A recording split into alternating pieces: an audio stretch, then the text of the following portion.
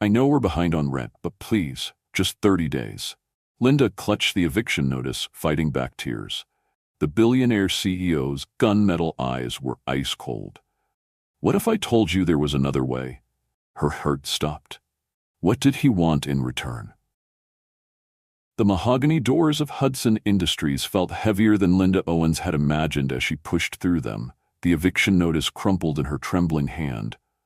The marble lobby stretched before her like an ocean of wealth she'd never known, each click of her worn shoes echoing against surfaces that probably cost more than her father's entire medical practice had earned in a year.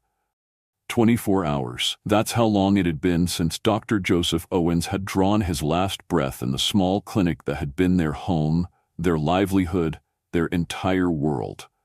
24 hours since Linda's universe had collapsed into a nightmare of medical bills, legal notices, and the crushing weight of responsibility for her 20-year-old sister Judith. The elevator carried her to the 40th floor, where floor-to-ceiling windows offered a view of the city that should have been breathtaking. Instead, Linda saw only the distance between her reality and this world of power and privilege. She dressed in her only good dress, navy blue, purchased for her father's funeral just this morning, but felt exposed and inadequate under the scrutiny of polished executives who moved through these halls like they owned the air itself. "Mr. Hudson will see you now," announced a perfectly groomed assistant whose single earring probably cost more than Linda's monthly grocery budget. Kingsley Hudson sat behind a desk that could have served as a landing pad for small aircraft, his presence commanding even in stillness. At 38, he possessed the kind of austere handsomeness that belonged on magazine covers, defined cheekbones, storm-colored eyes that seemed to catalog every detail, dark hair that looked like it had been styled by someone who charged more per hour than most people earned in a week. His charcoal suit was clearly custom-tailored, fitting his athletic frame with mathematical precision. "Miss Owens," his voice carried the crisp authority of someone accustomed to being obeyed without question. "I understand there's been a death in your family." The clinical way he said it, as if her father's passing was merely another business transaction to be processed, made Linda's grief surge fresh and raw. "Dr. Joseph Owens was my father," she managed, fighting to keep her voice level. "He rented the clinic space from Hudson Industries for 15 years. I know we're behind on payments, but with the funeral expenses and his medical bills—" "You're 3 months behind," Kingsley interrupted, consulting a file that seemed to contain her entire life reduced to numbers on a page.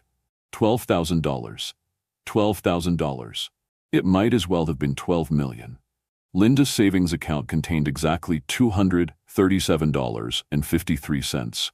She'd counted 3 times that morning.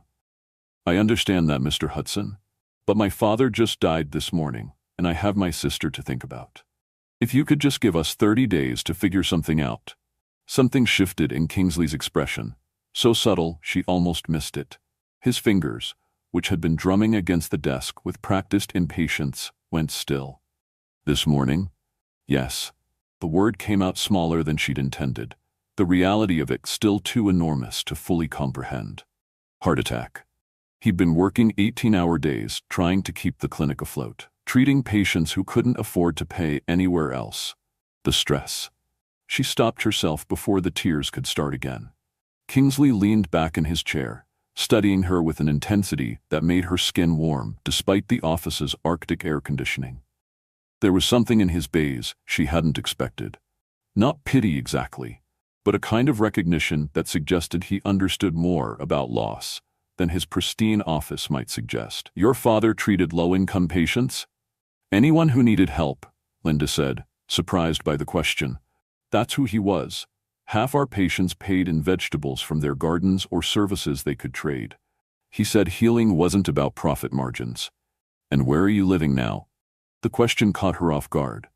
"We have a small apartment above the clinic." I suppose we'll need to find somewhere else before the eviction takes effect." Kingsley stood abruptly, moving to the windows that overlooked the city. From behind, Linda could see the way his shoulders held tension, despite his composed facade. When he turned back to face her, something had changed in his demeanor. The corporate mask had cracked, just enough to reveal something more human underneath. What if I told you there was another way? Linda's pulse quickened.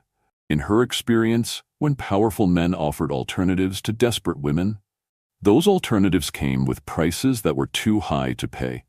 What kind of way? Hudson Industries owns 17 properties throughout the city that require live-in property management. The compensation includes salary, housing, and healthcare benefits.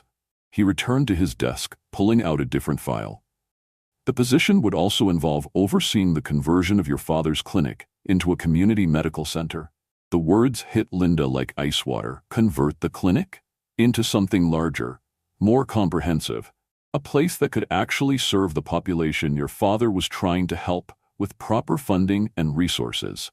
Kingsley's pewter gaze never left her face. Someone would need to manage the day-to-day operations, coordinate with medical staff, handle community outreach. Linda's mind reeled. It sounded too good to be true, which in her world meant it definitely was. Why would you do that? You don't even know me. I know you've been helping run that clinic since you were 16. I know you have a degree in healthcare administration from the state university, earned while working full-time to support your family. I know you've been your father's practice manager for 6 years. He gestured to the file on his desk. I make it my business to know about the people in my buildings.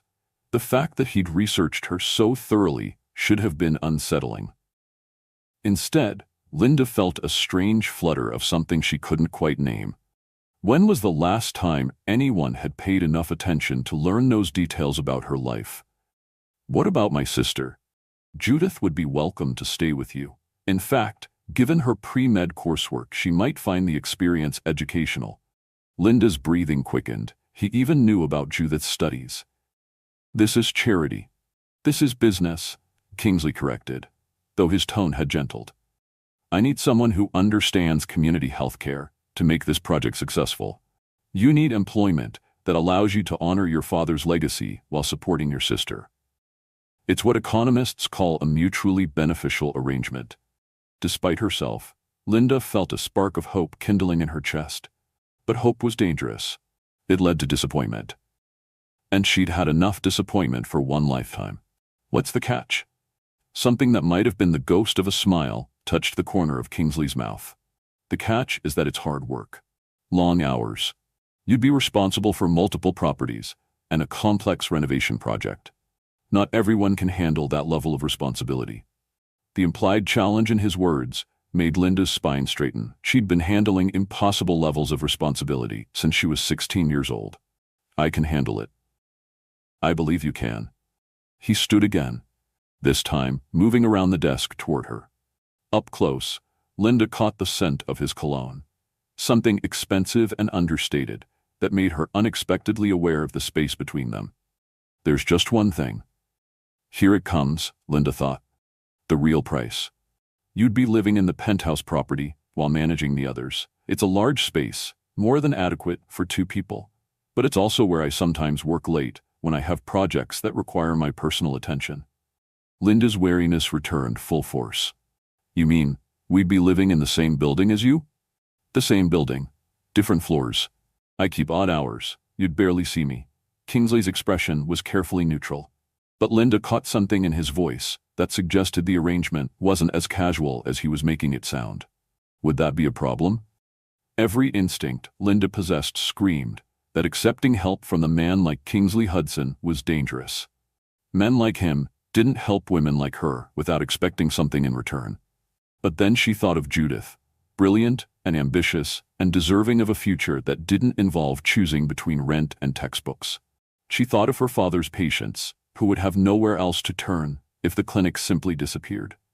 She thought of the alternative, unemployment, homelessness, and watching her sister's dreams crumble under the weight of their circumstances. When would you need an answer? Now. Kingsley returned to his desk and withdrew a contract from the file. The eviction notice gives you 48 hours. If you're going to take the position, we need to start immediately. Linda stared at the papers in his outstretched hand. They represented either salvation or a trap she wouldn't recognize until it was too late to escape. But what choice did she really have? She reached for the contract, and when her fingers brushed against Kingsley's, she felt an unexpected jolt of electricity that had nothing to do with static, and everything to do with the way his silver eyes seemed to see straight through her carefully maintained composure. "I'll take it," she said, surprised by the steadiness in her own voice. "Excellent." Kingsley's smile was genuine this time, transforming his austere features in a way that made Linda's heartbeat skip. "Thomas Dever, my assistant, will handle the logistics. You can move in this weekend." As Linda signed her name to the contract, she couldn't shake the feeling that she was signing more than just an employment agreement. She was stepping into a world she didn't understand, accepting help from a man whose motives remained entirely mysterious. But for the first time since her father's death, she felt like she could breathe again. Have you ever been in Linda's position, desperate for help, but too proud to accept charity? Tell me where you're watching from, and hit subscribe if this story is already pulling at your heartstrings. What Linda didn't know was that Kingsley Hudson had been watching her family's struggle for months. And his interest in the small clinic had nothing to do with business profits, and everything to do with memories he'd tried to bury 26 years ago. 3 days later, the weekend arrived with moving trucks that seemed absurdly large for their modest possessions and a reality that felt increasingly surreal.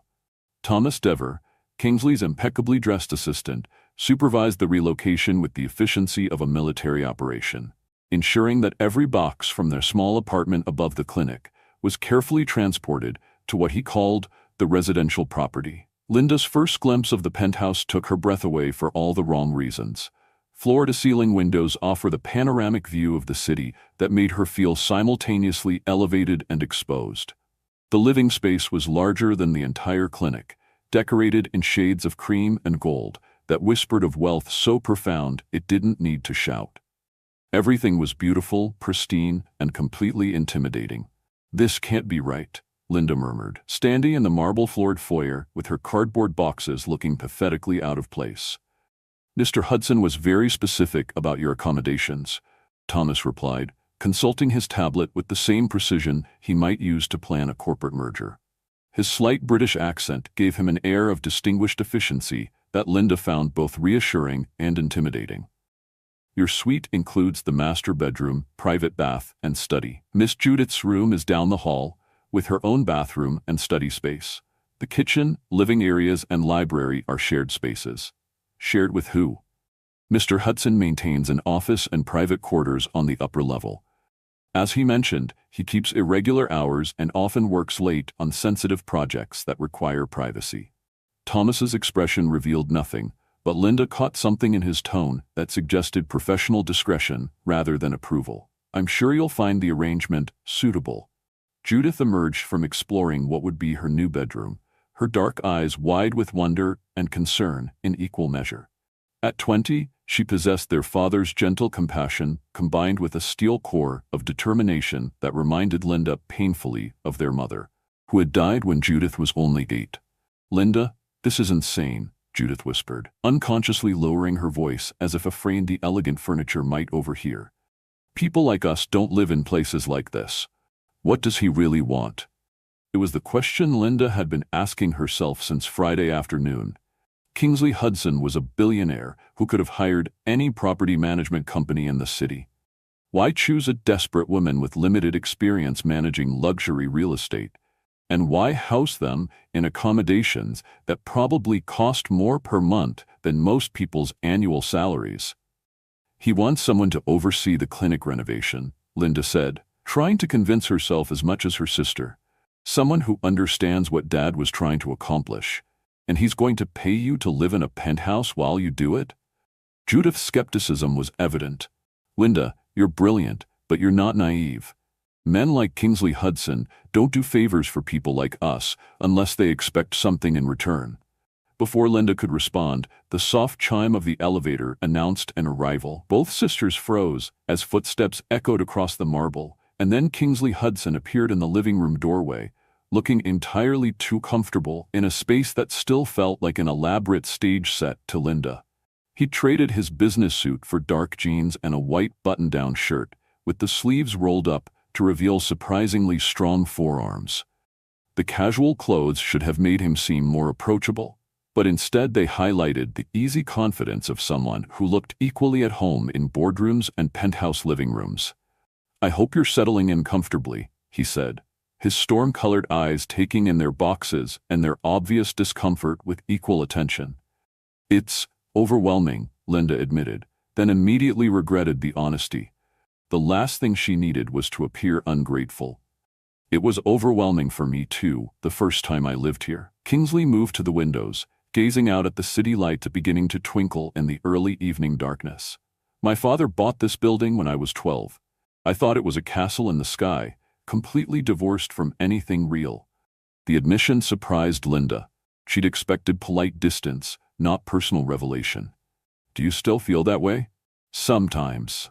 He turned back to face them, and Linda caught something vulnerable in his expression before he masked it with businesslike courtesy. "That's why I want to convert your father's clinic into something meaningful. Buildings should serve communities, not just investment portfolios." Judith stepped forward, her pre-med instincts overriding her social discomfort. "What kind of medical center are you envisioning?" "Full-service community health, primary care, preventive medicine, basic emergency services, mental health counseling, wellness programs, health education." Kingsley's voice gained energy as he spoke, revealing a passion that seemed at odds with his corporate image. "Your father's patient files show a desperate need for comprehensive care in that neighborhood." "You've been reviewing patient files?" Linda's protective instincts flared. "Those are confidential medical records. With appropriate legal authorization from the estate executor, and proper HIPAA protocols," Kingsley clarified smoothly. "Nothing has been accessed without your written consent from the employment contract. We've also ensured all medical licensing requirements and insurance protocols are in place for the transition." The fact that he'd anticipated her concern and addressed it through proper legal channels should have been reassuring. Instead, Linda found herself wondering what other details of their lives had been thoroughly researched through legitimate means. "I should let you finish unpacking," Kingsley said, apparently sensing the tension in the room. "Linda, would you mind joining me in my office tomorrow morning? I'd like to review the renovation plans with someone who understands the community's actual needs." "Of course." Linda tried to ignore the way her chest tightened at the prospect of spending time alone with him. "What time?" 8 o'clock? I'll have Thomas arrange for coffee and breakfast." After he left, Judith turned to Linda with an expression that mixed concern and curiosity. "He's not what I expected." "What did you expect?" "I don't know, someone more—" Judith struggled for the right word. "Cold, I guess. More obviously predatory. He seems to actually care about the medical center project." Linda nodded, though she wasn't sure if Kingsley's apparent sincerity made the situation better or worse. Obvious predators were easier to guard against than complex men whose motives remained mysteriously benevolent. That night, Linda lay in a bed more comfortable than any she'd ever experienced, staring at a ceiling that was probably 15 feet high, trying to understand what had happened to her life. 3 days ago, she'd been a struggling practice administrator in a failing clinic. Now she was living in luxury that felt like an elaborate dream, working for a man who seemed determined to honor her father's memory in ways she'd never dared imagine possible. The arrangement felt too good to be true, which meant it probably was. Monday morning arrived with October sunlight streaming through windows that offered a view Linda was still learning to process. She'd chosen her most business-appropriate outfit, a charcoal gray suit that had served her well during meetings with medical suppliers, but felt underdressed the moment she stepped into Kingsley's office. He was already at his desk when she arrived, surrounded by architectural drawings, budget projections, and what appeared to be zoning regulations. His concentration was so complete that Linda hesitated in the doorway, reluctant to interrupt what was clearly intense focus. "Come in," he said without looking up. "I've been reviewing the structural reports on the clinic building. The foundation is solid, but will need significant electrical and plumbing upgrades to support expanded services." Linda approached his desk, trying not to notice the way his dark hair fell across his forehead when he leaned over the drawings. or the attractive lines that appeared around his eyes when he concentrated. Keep this professional, she reminded herself. This was business, nothing more. The building's nearly 100 years old, she said, studying the architectural plans. Dad always said it had good bones, but the infrastructure was held together with prayer and duct tape. Your father was right about the bones. Kingsley looked up, and Linda found herself captured by the intensity in his gunmetal gaze. But we can do better than prayer and duct tape. He stood and moved around the desk, spreading out larger drawings that showed the renovation plans in detail. Linda followed, acutely aware of his proximity as he pointed out specific modifications. Expanded waiting areas here, with children's play space. 4 additional examination rooms. A minor surgery suite for procedures that don't require hospital admission. His finger traced across the blueprints, and Linda found herself watching his hands, surprisingly graceful for someone so large, with long fingers that suggested he might play piano. This is incredible, Linda breathed, studying the plans with growing amazement. But the cost is my concern, not yours. Kingsley's tone was gentle but firm. Your job is to ensure the finished center serves the community effectively. Linda leaned closer to examine the details, unconsciously moving into Kingsley's personal space. She caught the scent of his cologne again, subtle and expensive, and felt the warmth radiating from his body. When she looked up to ask a question about the pharmacy layout, she realized their faces were only inches apart. Time seemed to suspend itself. Linda could see the silver flecks in Kingsley's storm-colored eyes, could count the dark lashes that framed them. His gaze dropped briefly to her lips, and she felt her breathing quicken. The pharmacy, she managed to whisper. Where would it be located? Here. His voice was rough, lower than before. Instead of pointing to the drawings, his finger brushed against her hand where it rested on the desk. Adjacent to the main corridor, for easy access. The touch was light, barely contact at all, but Linda felt it like electricity shooting up her arm. She should step back, re-establish appropriate distance, remind herself that she was an employee discussing business matters with her boss. Instead, she found herself leaning slightly closer, drawn by something in Kingsley's expression that suggested he was fighting the same unexpected attraction that was making her pulse race. Linda, he said softly, her name sounding different in his voice than it ever had before. The spell was broken by Thomas Dever clearing his throat from the office doorway. Both Linda and Kingsley stepped back quickly, business masks sliding into place with practiced efficiency. I apologize for the interruption, Thomas said, though his tone suggested he wasn't particularly sorry. But your 10 o'clock appointment has arrived early. Of course. Kingsley's voice was perfectly controlled, betraying nothing of the moment that had just passed between them. Linda, perhaps we could continue this discussion over lunch. I'd like to show you the actual clinic space and get your thoughts on the renovation timeline.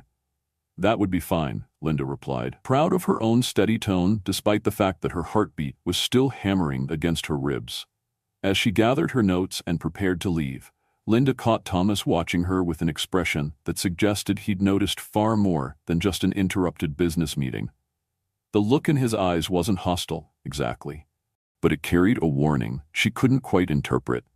Walking back to the residential floors, Linda tried to convince herself that what had happened in Kingsley's office was simply a moment of proximity and nothing more. But she could still feel the warmth of his finger against her hand, could still see the way his eyes had darkened when he looked at her lips. Whatever game Kingsley Hudson was playing, Linda was beginning to suspect she was already in far deeper than she'd realized. The following afternoon, lunch turned into an extended tour that stretched far beyond what Linda had anticipated. Kingsley arrived at the clinic in his black Mercedes, but instead of the chauffeur-driven luxury Linda expected, he was behind the wheel himself, sleeves rolled up and tie loosened in a way that made him seem unexpectedly accessible. I thought you'd want to see everything, he said as she slid into the passenger seat, trying not to notice how the leather upholstery probably cost more than she'd earned in 6 months. The clinic, the surrounding neighborhood, the properties that would house medical staff if we can recruit them. The tour revealed a side of Kingsley that Linda hadn't expected. He knew the names of shop owners, asked thoughtful questions about community needs, and demonstrated a genuine understanding of the healthcare challenges facing low-income families. When they stopped at Maria Santos's corner market, the elderly woman greeted him with the kind of warmth reserved for old friends. "Mr. Hudson, you brought the doctor's daughter," Maria said in accented English, embracing Linda like family. "Your papa, he was an angel. He delivered my grandson when the hospital wouldn't take us without insurance." Kingsley wants to reopen the clinic as a community medical center, Linda explained, still struggling with the surreal nature of the situation. Maria's eyes filled with tears. "Your papa's dream. He talked about it all the time, a place where people could get real help, not just emergency room visits they can't afford." As they drove through the neighborhood, Linda found herself seeing it through new eyes. These weren't just the streets where she'd grown up. They were a community that had been shaped by her father's compassion and could be transformed by Kingsley's resources. "How long have you been coming here?" she asked, as they parked outside the clinic. "Since I was 12, Kingsley replied, his voice carrying an odd note of something Linda couldn't quite identify. "My father owned buildings in this area. I used to ride along when he collected rent payments." There was more to that story. Linda could hear it in the careful way he'd phrased his answer. But before she could ask, he was already getting out of the car, moving toward the clinic with the focused energy of someone with a mission. Inside the empty building that had been her father's life's work, Linda felt the full weight of grief and possibility colliding. Dust motes danced in afternoon sunlight streaming through windows that needed cleaning, and the lingering scent of antiseptic mixed with something indefinably sad. The smell of dreams interrupted. "Tell me what you see," Kingsley said, standing beside her in the reception area, where she'd spent countless hours as a child, doing homework while her father treated patients who couldn't afford to pay. "I see where Mrs. Rodriguez brought her babies for checkups, paying with homemade tamales because she didn't have money. I see where Mr. Chen got his blood pressure medication adjusted every month, always apologizing for taking up the doctor's time." Linda's voice caught slightly. "I see where my father believed he was making a difference, one patient at a time." Kingsley moved closer, close enough that she could feel the warmth radiating from his body. "And now? Now I see the possibility of something bigger. Something that could serve hundreds of families instead of dozens." Linda turned to face him, surprised by the emotion in his pewter eyes. "But I also see the weight of responsibility. What if we can't live up to what this place could become? What if we can?" Kingsley's voice was soft, intense. "What if your father's vision was just the beginning?" The way he said "we" sent warmth spreading through Linda's chest. When had this become a shared dream instead of just his charitable project? They spent the next 2 hours walking through every room, Kingsley listening intently as Linda described how different spaces had been used, what worked well, and what had always been a struggle. He took notes on his phone, asked detailed questions, and demonstrated a knowledge of community healthcare that surprised her with its depth and specificity. "You really understand this," Linda said as they stood in what had been her father's office, now empty except for built-in shelves and the lingering weight of memory. "I understand what it's like to need help and not know where to find it," Kingsley replied, his tone carefully neutral. "I understand what it means when someone extends a hand instead of turning away." Before Linda could ask what he meant, his phone buzzed with a call that required his immediate attention. As he stepped into the hallway to take it, Linda found herself alone in the space where her father had made the decisions that shaped so many lives. On impulse, she opened the desk drawer that had always stuck slightly. Inside, forgotten in the chaos of packing, was one of her father's medical journals, the leather-bound notebooks where he'd recorded not just patient information, but his thoughts about community health, his dreams for expanding services, his frustrations with a system that prioritized profit over healing. Linda opened it randomly and found an entry dated just 6 months ago. "K. Hudson from the building ownership company visited today. Different from his father, asked thoughtful questions about patient demographics, community needs, discussed potential partnership opportunities that could transform what we're able to offer here. L says I'm too optimistic, but I see genuine interest in his approach. Maybe there's hope for expansion instead of just survival." Linda's hands trembled as she read her father's words. He'd been planning something with Kingsley's company, something that went far beyond their simple landlord-tenant relationship. But why hadn't he mentioned it to her? "Your father was a remarkable man." Linda startled, turning to find Kingsley standing in the doorway, his phone call apparently finished. There was something different in his expression, a vulnerability she hadn't seen before. "He wrote about meeting with you," Linda said, holding up the journal. "About possibilities for partnership." Kingsley's jaw tightened almost imperceptibly. "Your father had vision. He saw possibilities where other people saw only problems. Is that why you're really doing this? Because of meetings with my father?" "I'm doing this because your father was right about what this community needs." Kingsley stepped into the office, close enough that Linda could see the conflict in his silver gaze. "And because I've learned that some opportunities don't come twice." The weight of unspoken meaning in his words made Linda's pulse quicken. She set the journal down carefully, suddenly aware that they were alone in a space heavy with memory and possibility. "Kingsley," she said softly, "what aren't you telling me?" He moved closer. Close enough that she had to tilt her head back to maintain eye contact. "I'm telling you that your father's dream deserves to become reality. I'm telling you that you're the only person who can make that happen effectively. And I'm telling you that this project matters to me in ways that have nothing to do with business." His voice was rough, honest in a way that made Linda's breathing quicken. "You matter to me in ways that have nothing to do with business." The admission hung between them like a challenge. Linda knew she should step back, re-establish the boundaries that were supposed to govern their relationship. Instead, she found herself moving closer, drawn by the sincerity in his voice and the heat building in his eyes. "This is complicated," she whispered. "Yes," Kingsley agreed, his hand coming up to cup her cheek with surprising gentleness. "It is." When he kissed her, it was with the careful tenderness of someone who knew exactly how fragile the moment was. Linda felt herself melting into the warmth of his mouth, her hands fisting in his shirt, as desire and reason battled for control. The kiss deepened, became hungrier, more desperate. Linda could taste the coffee he'd drunk that morning, could feel the slight roughness of afternoon stubble against her skin. When Kingsley's other arm came around her waist, pulling her closer, she forgot about boundaries and concentrated on the way he was making her feel alive, in ways she'd forgotten were possible. They broke apart only when the need for air became unavoidable, breathing hard and staring at each other with a mixture of wonder and alarm. "This changes everything," Linda said, her voice barely audible. "Yes," Kingsley agreed, his thumb tracing along her cheekbone. "It does." The sound of a car door slamming outside broke the spell.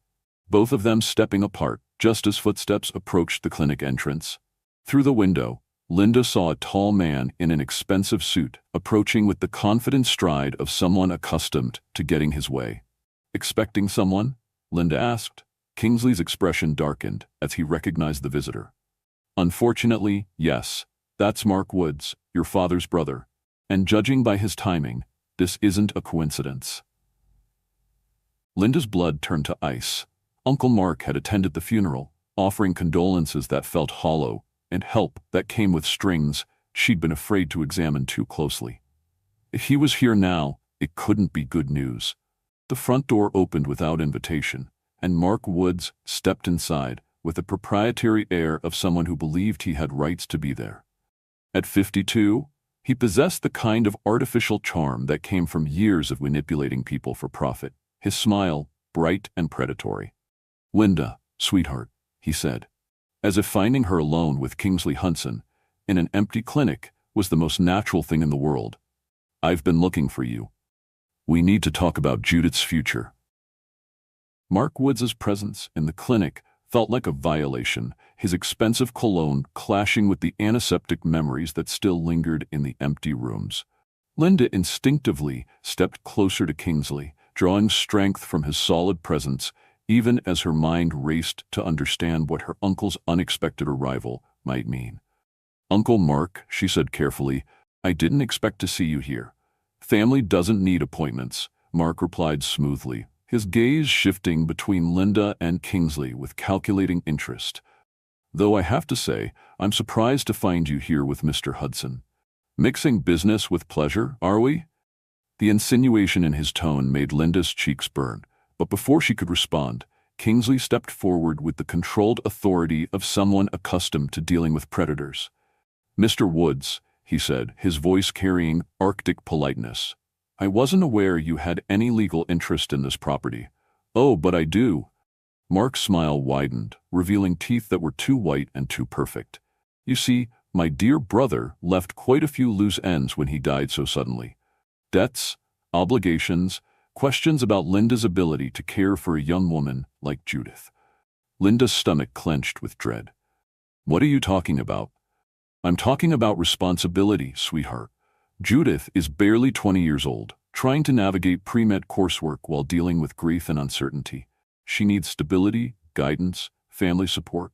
Mark's tone was deceptively gentle, like a snake offering comfort before it struck. "She needs someone who can provide for her properly." "I can provide for her," Linda said, her voice stronger than she felt. "I have a job, housing, healthcare benefits." "Living in your employer's penthouse?" Mark's eyebrows rose in mock surprise. "How very convenient. I'm sure the courts would find that arrangement fascinating, especially given the nature of your relationship with Mr. Hudson here." The threat was subtle, but unmistakable. Linda felt the ground shifting beneath her feet, the security she'd found in Kingsley's offer suddenly seeming as fragile as morning mist. "There's nothing inappropriate about Miss Owens's employment arrangement," Kingsley said, his voice dangerously quiet. "She's managing multiple properties for Hudson Industries, including overseeing this renovation project." "Of course," Mark agreed, with exaggerated understanding. "I'm sure it's entirely appropriate. Just like I'm sure the courts will find it entirely suitable for a young woman to be living in such close quarters with a man she barely knows. Especially when that man has a reputation for, shall we say, complicated relationships with beautiful women." Linda drew a sharp breath. Whatever reputation Kingsley had, Mark had clearly done his research and was prepared to use it as ammunition. "What do you want?" Linda asked, cutting straight to the heart of the matter. "I want what's best for this family," Mark replied, his mask of concern never slipping. "I want Judith to have the stability and resources she deserves. I want you to be free to pursue your own interests without the burden of caring for someone else's future. Judith is my sister, not a burden, and she's my niece." Mark's voice hardened slightly, revealing the steel beneath his sympathetic facade. "My niece, who deserves better than uncertainty and questionable living arrangements. I'm prepared to provide her with a proper home, educational support, and the kind of family environment a young woman her age requires." Linda's chest tightened with dread. "You want custody of Judith. I want what Joseph would have wanted, his youngest daughter safe, secure, and free from the complications that seem to follow you, Linda." Mark's gaze flicked meaningfully toward Kingsley. "Some opportunities come with prices that are too high to pay." The words hit Linda like physical blows.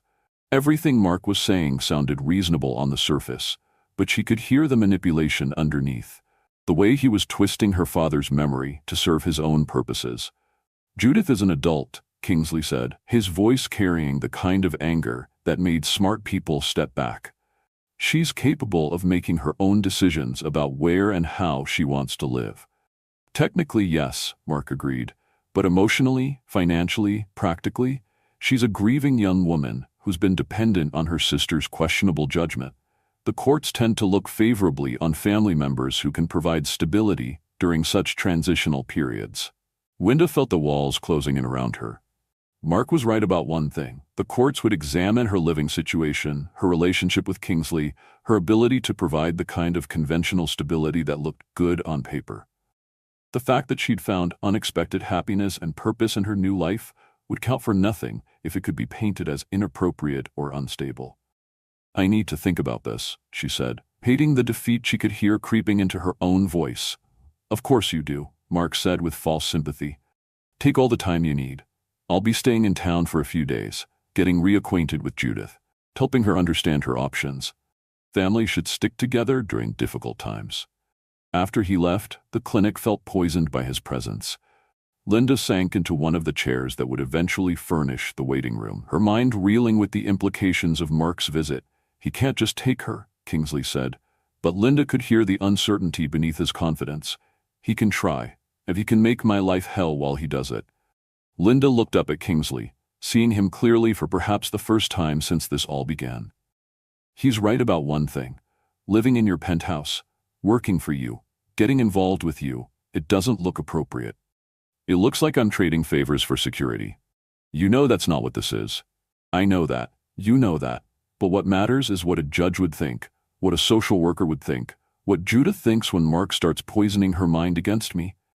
Linda stood abruptly, pacing to the window, where she could see Mark's car still parked outside. Maybe he's right. Maybe Judith would be better off with someone who can provide conventional stability. Linda, Kingsley's voice was gentle but firm. Look at me. She turned and found him watching her with an intensity that made her knees weak. Your father didn't choose Mark to raise Judith. He chose you. He trusted you with the most precious thing in his life, because he knew you'd protect her, love her, and help her become the woman she's meant to be. Kingsley moved closer, his gunmetal eyes never leaving her face. Don't let fear make you forget that. But what if Mark's right about the complications? What if I'm selfish for wanting to keep her with me when he could give her things I can't? What if you're exactly what she needs, and Mark is counting on your insecurity to make you doubt yourself?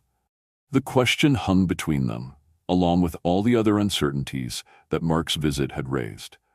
Linda wanted to believe Kingsley was right, wanted to trust that her instincts about her sister's needs were sound. But doubt was a poison that spread quickly, once introduced. I should get back, she said finally. Judith will be wondering where I am. Linda. Kingsley caught her hand as she moved toward the door, his touch warm and reassuring. We'll figure this out. Whatever Mark is planning, whatever legal challenges he wants to create, we'll face them together. The promise in his voice made Linda's heart ache with longing and terror in equal measure. Because Mark had been right about one thing. Getting involved with Kingsley Hudson complicated everything. And some opportunities did come with prices that might be too high to pay. But as she looked into his storm-colored eyes, seeing the determination and something deeper that he wasn't quite ready to name, Linda realized that walking away from him might be an even higher price than fighting for what they'd found together. Together, she repeated softly, the word feeling like both a promise and a prayer. That evening, Linda found Judith in her new bedroom, surrounded by medical textbooks and the kind of study materials that represented dreams too expensive for their old life. The sight should have filled Linda with satisfaction, proof that accepting Kingsley's offer had been the right choice. Instead, it made her stomach clench with worry about how quickly it could all disappear. Uncle Mark came by today, Judith said without looking up from her anatomy textbook. He wanted to take me to dinner. Talk about family obligations and proper guidance. Linda's heartbeat quickened with anxiety. What did you tell him? I told him I had studying to do. Judith finally looked up, her dark eyes serious beyond her 20 years. But he's persistent, Linda. He kept talking about how Dad would have wanted me to have appropriate supervision and stable family environment. He made it sound like living here was somehow wrong. Is that what you think? Judith was quiet for a long moment, studying Linda's face with the perceptive intensity that reminded Linda painfully of their father. I think Uncle Mark has never cared about our family before, and I don't trust sudden displays of concern. I think he sees opportunity in Dad's death, and we're either assets to be managed or obstacles to be removed. The mature insight in her sister's words made Linda's chest tight with pride and protectiveness. And what do you think about living here? About Kingsley? I think he looks at you like Dad used to look at Mom before she died, Judith said simply. I think he's doing things for us that he doesn't have to do, for reasons that go beyond business, and I think Uncle Mark is threatened by that, because it means we're not as vulnerable as he assumed we'd be. Linda felt tears prick at her eyes. When had her little sister become so wise? But I also think, Judith continued, that you're scared of being happy because you think it means you're being selfish or irresponsible. And that's stupid, Linda. Dad would want you to be happy. He'd want both of us to be happy. Even if it means making choices that look questionable to other people?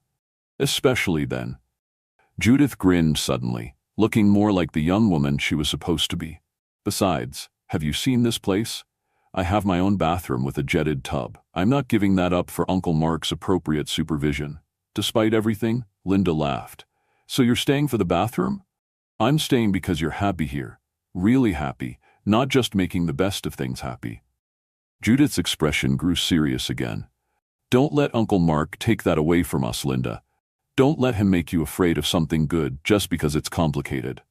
That night, Linda lay awake in her luxurious bedroom, staring at the ceiling and thinking about choices, consequences, and the terrifying possibility that she might actually deserve the happiness that seemed within reach. Mark's visit had reminded her how quickly everything could change, how vulnerable they still were despite the security Kingsley offered. But Judith's words echoed in her mind. Don't let him make you afraid of something good just because it's complicated. Maybe it was time to stop being afraid. The following week passed in a blur of architectural meetings, permit applications, and the delicate dance of pretending that the kiss in the clinic hadn't changed everything between Linda and Kingsley. They maintained business facades during daylight hours, but Linda caught him watching her with an intensity that made her skin warm, and she found herself lingering in conversations that should have been brief and impersonal. The tension came to a head on Thursday evening when Linda found herself working late in the makeshift office Kingsley had set up for her in the penthouse library. The space overlooked the city lights, creating an intimate atmosphere that felt far removed from the corporate world they navigated during daylight hours. She was reviewing contractor bids when Kingsley appeared in the doorway. His tie loosened and his sleeves rolled up in a way that suggested he'd been working just as late as she had. "Still at it?" he asked, moving into the room with the quiet confidence that seemed as natural to him as breathing. "The electrical contractor's estimate seems high, but I want to make sure we're not cutting corners on safety." Linda gestured to the spreadsheets covering her desk. "Your father's old building has good bones, but the wiring hasn't been updated since the 1970s. My father." Kingsley's voice carried an odd note, something that made Linda look up from her paperwork. "You keep mentioning him. Should I not?" Kingsley moved to the windows, gazing out at the city with an expression Linda couldn't quite read. "My father wasn't the man people thought he was. His business practices, the way he treated tenants, the communities he profited from." He paused, his jaw tightening. "Let's just say I'm trying to build something different." There was pain in his voice, old and carefully controlled. Linda set down her pen, giving him her full attention. "Is that why the medical center matters so much to you? Because of your father?" "Partly." Kingsley turned back to face her, and Linda saw vulnerability in his pewter eyes that he'd never revealed before. "When I was 12, my mother left. She said she couldn't watch my father destroy communities for profit anymore, couldn't be married to someone who cared more about money than people."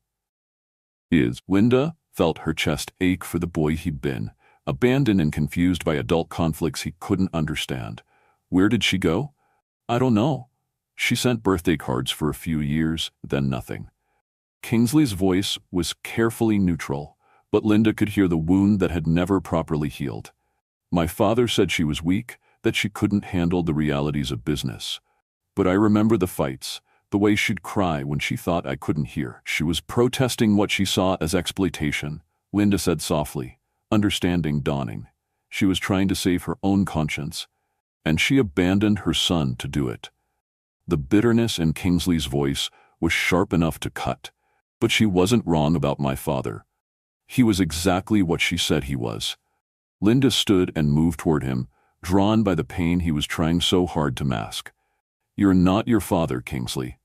"Aren't I? I inherited his business, his properties, his reputation. I've spent 15 years trying to prove I'm different, but maybe the apple doesn't fall far from the tree." He looked at her with something that might have been desperation. "Maybe I'm just better at hiding the predatory instincts. Is that what you think you're doing with me? Hiding predatory instincts?" The question hung between them, loaded with all the tension that had been building since their kiss in the clinic. Kingsley's gaze dropped to her lips, then back to her eyes, and Linda felt warmth spread through her chest in response. "I think," Kingsley said slowly, "that I'm falling in love with you, and I'm terrified that it's going to destroy everything good in your life." The confession hit Linda like a physical force, stealing her breath and making her pulse race with something that was equal parts terror and joy. "Kingsley, I know it's selfish. I know your uncle is right about the complications, about how my interest in you puts you and Judith at risk." His hands clenched at his sides, as if he was fighting not to reach for her. "But I can't seem to stop myself from wanting more than just a professional relationship." Linda moved closer, close enough to see the conflict warring in his expression. "What if I want more too?" "Then we're both fools," Kingsley said, but his voice was rough with desire rather than conviction. "Maybe." Linda reached up to touch his face, feeling the slight roughness of evening stubble beneath her palm. "But I'm tired of being careful, Kingsley. I'm tired of making decisions based on fear instead of hope." When he kissed her this time, there was nothing careful or hesitant about it. His arms came around her waist, pulling her against him with a hunger that matched her own, and Linda felt herself melting into the heat and strength of his embrace. "Linda," he murmured against her lips, her name sounding like a prayer. "I know," she whispered back, understanding without words that they were crossing a line that would change everything between them. Kingsley lifted her easily, settling her on the edge of the desk and stepping between her legs in a way that made her breathing quicken. His hands framed her face as he kissed her more deeply, and Linda could taste the coffee he'd been drinking, could feel the controlled strength in his touch. "Tell me to stop," he said against her throat, his lips tracing a path that made her shiver with want. "I can't," Linda admitted, her hands fisting in his shirt as sensation overwhelmed rational thought. "I don't want you to stop." The admission seemed to break something loose in both of them. Kingsley's kisses became hungrier, more desperate, and Linda found herself responding with a passion she'd never known she possessed. When his hands moved to the buttons of her blouse, she didn't protest. When she tugged his shirt free from his trousers, he groaned against her mouth, in a way that made her feel powerful and desired. "Not here," Kingsley said when they broke apart, both breathing hard. "Not like this." Linda looked into his silver eyes, seeing desire and something deeper that made her chest tight with emotion. "Then where?" Instead of answering with words, Kingsley lifted her from the desk and carried her from the library, up the stairs to the upper level of the penthouse, where his private quarters were located. Linda had never been in this part of the residence, and she had a vague impression of elegant furnishings and floor-to-ceiling windows before Kingsley's bedroom door closed behind them, and all her attention focused on the man holding her like she was something precious. The space was masculine but not austere, decorated in warm blues and grays that reflected the city lights streaming through the windows. But Linda barely noticed the surroundings, her awareness consumed by Kingsley's gentle hands as he set her on her feet beside his bed. "Are you sure?" he asked, his voice rough with want and restraint. In answer, Linda reached for the buttons of his shirt, her fingers steady despite the racing of her heart. "I've never been more sure of anything in my life." What followed was a revelation of tenderness and passion that left Linda feeling transformed. Kingsley touched her like she was made of fine china and fire, his hands and mouth worshipping every inch of skin he revealed. When he whispered her name against her collarbone, when he traced patterns of heat along her ribs, when he looked into her dark eyes as their bodies joined completely, Linda felt barriers crumbling that she hadn't even known existed. Time seemed suspended in the soft darkness of his bedroom, measured only by heartbeats and whispered endearments, and the careful way Kingsley made love to her, as if she was the most important thing in his world. When release finally claimed them both, Linda felt tears sliding down her cheeks, not from sadness, but from the overwhelming rightness of being held in his arms, completely known and accepted. "I love you," Kingsley murmured against her hair as they lay tangled together in the aftermath, city lights painting patterns across their skin. "I love you too," Linda whispered back, the words feeling both terrifying and inevitable. They made love again as dawn approached, slower this time, more exploratory, learning the geography of desire and tenderness that would map their relationship going forward. Linda had never imagined that physical intimacy could be so connected to emotional revelation, had never understood how completely she could trust someone with both her body and her heart. When morning light finally forced them to acknowledge the outside world, Linda lay in Kingsley's arms, feeling fundamentally changed. The woman who had walked into Hudson Industries 2 weeks ago, desperate, frightened, and alone, seemed like someone she'd known in another lifetime. "What happens now?" she asked, tracing patterns on Kingsley's chest as he played with her hair. "Now we figure out how to build a life together without letting people like your uncle destroy what we found," Kingsley replied, his voice carrying the quiet determination that had convinced her to trust him in the first place. "It won't be easy. The best things never are." Kingsley tilted her chin up so he could meet her eyes. "But I'm not going anywhere, Linda. Whatever challenges we face them together." The promise in his voice made Linda's heart swell with something she was finally ready to call hope. But even as she kissed him in the growing light of dawn, she couldn't shake the feeling that their happiness was about to be tested in ways neither of them had anticipated.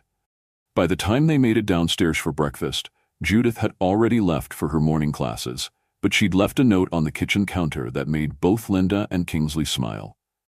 "Linda, stopped by to grab coffee and saw your bed hadn't been slept in. About time. Try to be discreet around Uncle Mark though.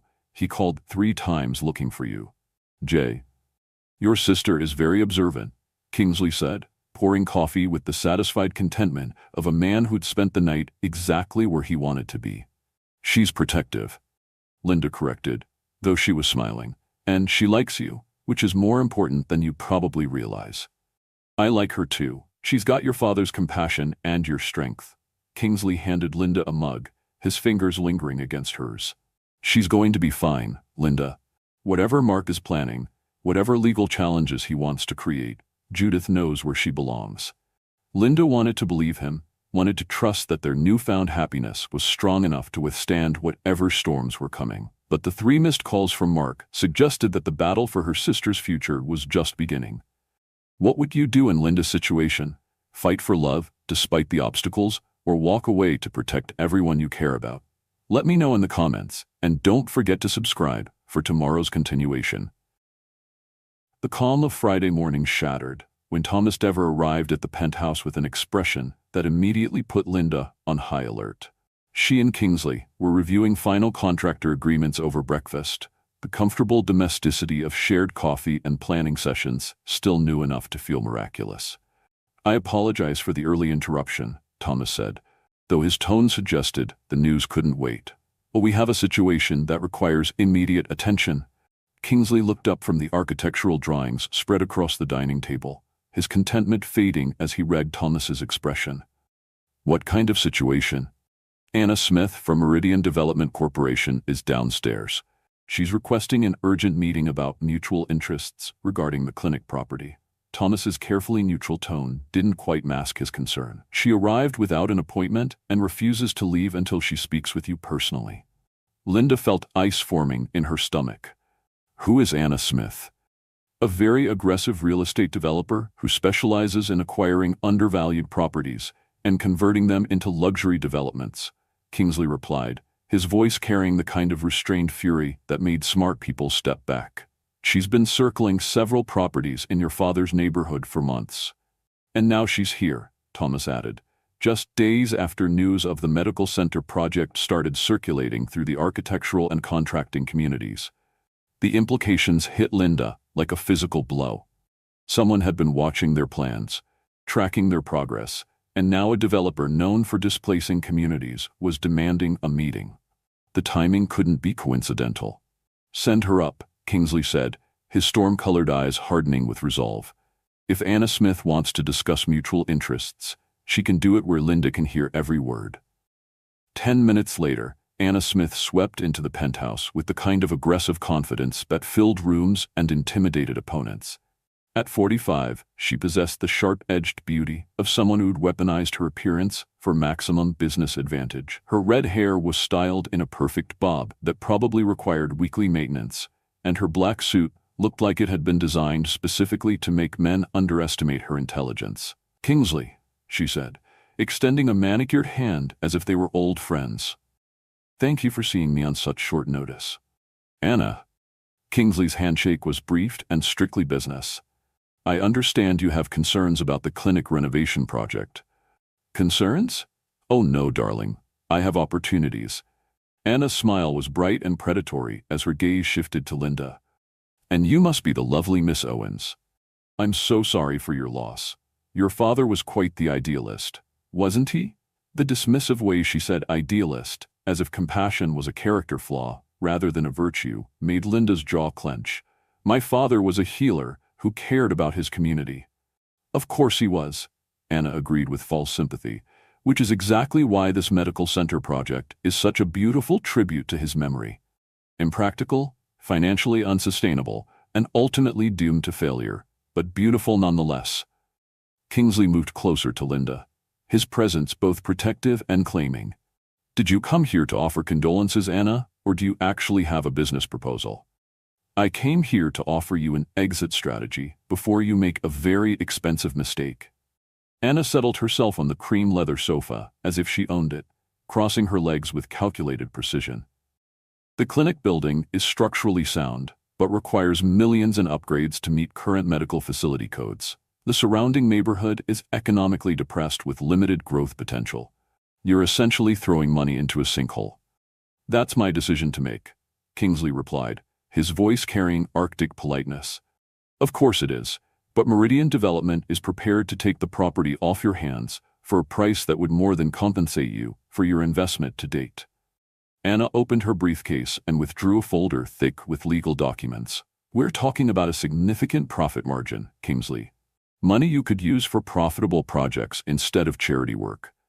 Linda felt her temper rising at the casual dismissal of everything she and Kingsley were trying to build.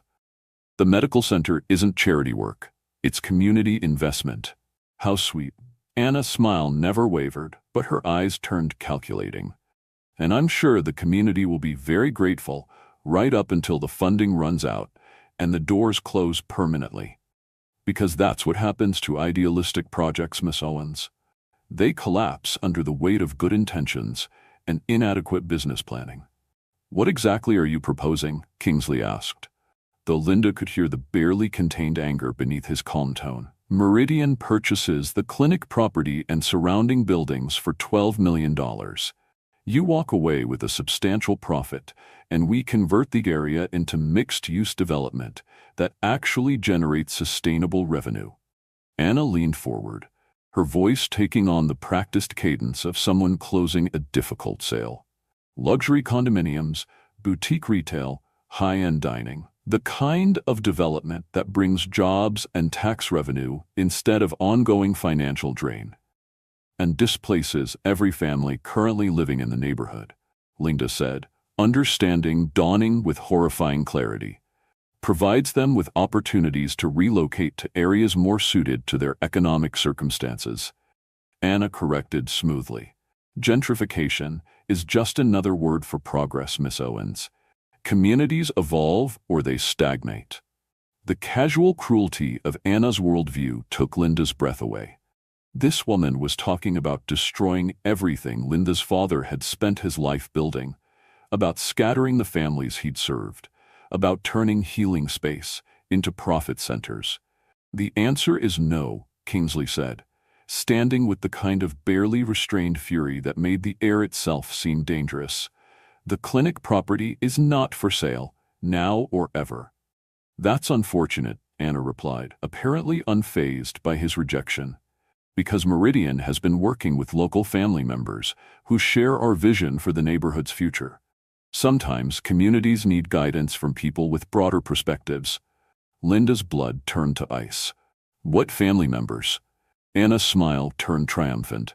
Mark Woods has been very helpful in understanding the complications surrounding this project. He shares our concerns about sustainable development and appropriate resource allocation. The revelation hit Linda like a physical blow. Mark's sudden interest in Judith's welfare, his criticism of her living arrangements, his legal threats, it had all been orchestrated to serve Anna Smith's development plans. You've been working with my uncle, Linda said, the pieces clicking into place with sickening clarity. Mr. Woods approached us with concerns about his niece's welfare and his brother's impractical vision for the neighborhood. He believes, and Meridian agrees, that selling the property would provide substantial financial security for both young women while allowing for more practical development. Anna's tone remained pleasant, but Linda could see the steel beneath the polished surface. He's particularly concerned about certain inappropriate living arrangements that might affect custody decisions. The threat was subtle, but unmistakable. Anna and Mark were working together to force the sale by threatening Judith's custody, using Linda's relationship with Kingsley as ammunition. "Get out," Kingsley said, his voice deadly quiet. "Of course, but Kingsley darling, do consider our offer carefully. Community development projects have a way of becoming very complicated when families disagree about appropriate resource usage." Anna stood gracefully, smoothing her skirt with practiced precision. "It would be unfortunate if legal challenges delayed the renovation indefinitely, wouldn't it?" After she left, the penthouse felt contaminated by her presence. Linda sank into a chair, her mind reeling with the implications of everything Anna had revealed. "She's working with Mark," Linda said, the reality still too large to fully process. "This whole custody threat is about forcing us to sell the clinic property." "It appears so." Kingsley moved to the windows, his jaw tight with barely restrained anger. "Anna Smith doesn't make offers unless she's already identified multiple pressure points to ensure acceptance. And Mark is her pressure point. He threatens to take Judith, makes my living situation look inappropriate, creates legal complications that make the renovation impossible." Linda felt sick with the realization of how thoroughly they'd been manipulated. He never cared about Judith's welfare. She's just leverage.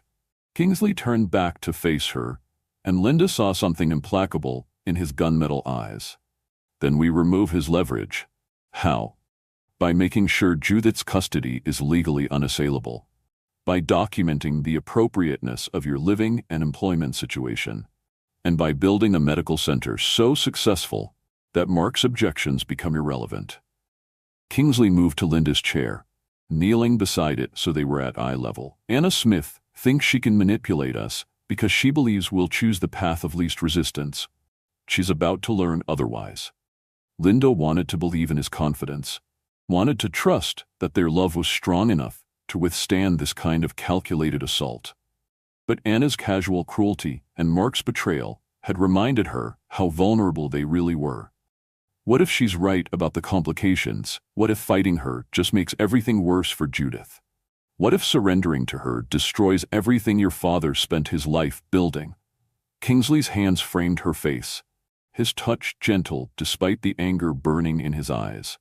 "Linda, I've spent 15 years watching people like Anna Smith destroy communities for profit. I won't let her do it to yours." The determination in his voice made Linda's chest tight with emotion. "Even if it means fighting dirty, even if it gets ugly? Especially then." Kingsley's smile was sharp-edged and dangerous. Anna Smith picked the wrong man to threaten, and she definitely picked the wrong woman to underestimate. Before Linda could ask what he meant, her phone buzzed with a text message from Judith. "Uncle Mark wants to take me to lunch to discuss family plans. Should I go? Something feels wrong." Linda showed the message to Kingsley, watching his expression darken as he read it. "Tell her to go," he said, surprising Linda with the suggestion. "What? Why?" "Because we need to know exactly what Mark and Anna are planning, and Judith is smart enough to gather intelligence while protecting herself." Kingsley stood, moving toward his office with purposeful energy. "And because it's time to remind everyone involved that they're not the only ones who know how to play hardball." Linda followed him, her heartbeat quickening with a mixture of fear and anticipation. "What are you going to do?" Kingsley's smile was the kind that had probably terrified business opponents for years. "I'm going to make some phone calls and demonstrate why threatening my family is a very poor business decision." The possessive way he said "my family" sent warmth flooding through Linda's chest, even as anxiety twisted in her stomach. The battle for Judith's future and their own was about to begin in earnest. While Judith was having lunch with Mark, Kingsley disappeared into his office with the focused intensity of a man preparing for war. Linda could hear him making phone calls, his voice alternately charming and coldly authoritative as he spoke with lawyers, investigators, and what sounded like government officials who owed him favors. 3 hours later, when Judith returned from her lunch looking shaken and angry, Kingsley emerged from his office with the satisfied expression of someone who'd just moved several chess pieces into devastating positions. "How did it go?" Linda asked, studying her sister's face for signs of manipulation or distress. "Uncle Mark is even worse than we thought," Judith said, collapsing into one of the leather chairs with the exhausted air of someone who'd been fighting a battle. "He spent the entire meal trying to convince me that you're unstable, that living here is inappropriate, and that I'd be much happier in a proper family environment with him and his new girlfriend." Linda's stomach clenched. "His girlfriend?" "Anna Smith." Judith's voice was flat with disgusted understanding. "Apparently, they've been getting to know each other since Dad's funeral. She was very interested in hearing about our living arrangements, our daily routines, and whether you seem emotionally dependent on Mr. Hudson." The revelation that Mark and Anna's relationship was personal as well as professional made Linda feel sick. Her uncle hadn't just betrayed her father's memory for money. He'd chosen a romantic partner who shared his willingness to destroy communities for profit. "What did you tell them?" Kingsley asked, settling into the chair beside Linda with predatory calm. "I told them that Linda has never been happier or more stable, that you've been nothing but respectful and generous, and that I'm perfectly capable of making my own decisions about where I want to live." Judith's jaw set with stubborn determination. "I also told them that Dad would be ashamed of Uncle Mark for trying to profit from his death." "How did they react to that?" Anna got that scary smile that doesn't reach her eyes, and Uncle Mark started talking about legal realities and inappropriate influences. Judith looked directly at Linda, her dark eyes serious. "They're going to file custody papers, Linda. Anna has lawyers who specialize in family protection cases, whatever that means." Linda felt the walls closing in around them. Legal challenges would be expensive, time-consuming, and publicly humiliating. Even if they won, the process would destroy any chance of maintaining the peaceful life they'd begun to build. "Let them file," Kingsley said, his voice carrying the kind of quiet confidence that had convinced Linda to trust him in the first place. "I spent the afternoon making some calls of my own." "What kind of calls?" Linda asked, though she wasn't sure she wanted to know the answer.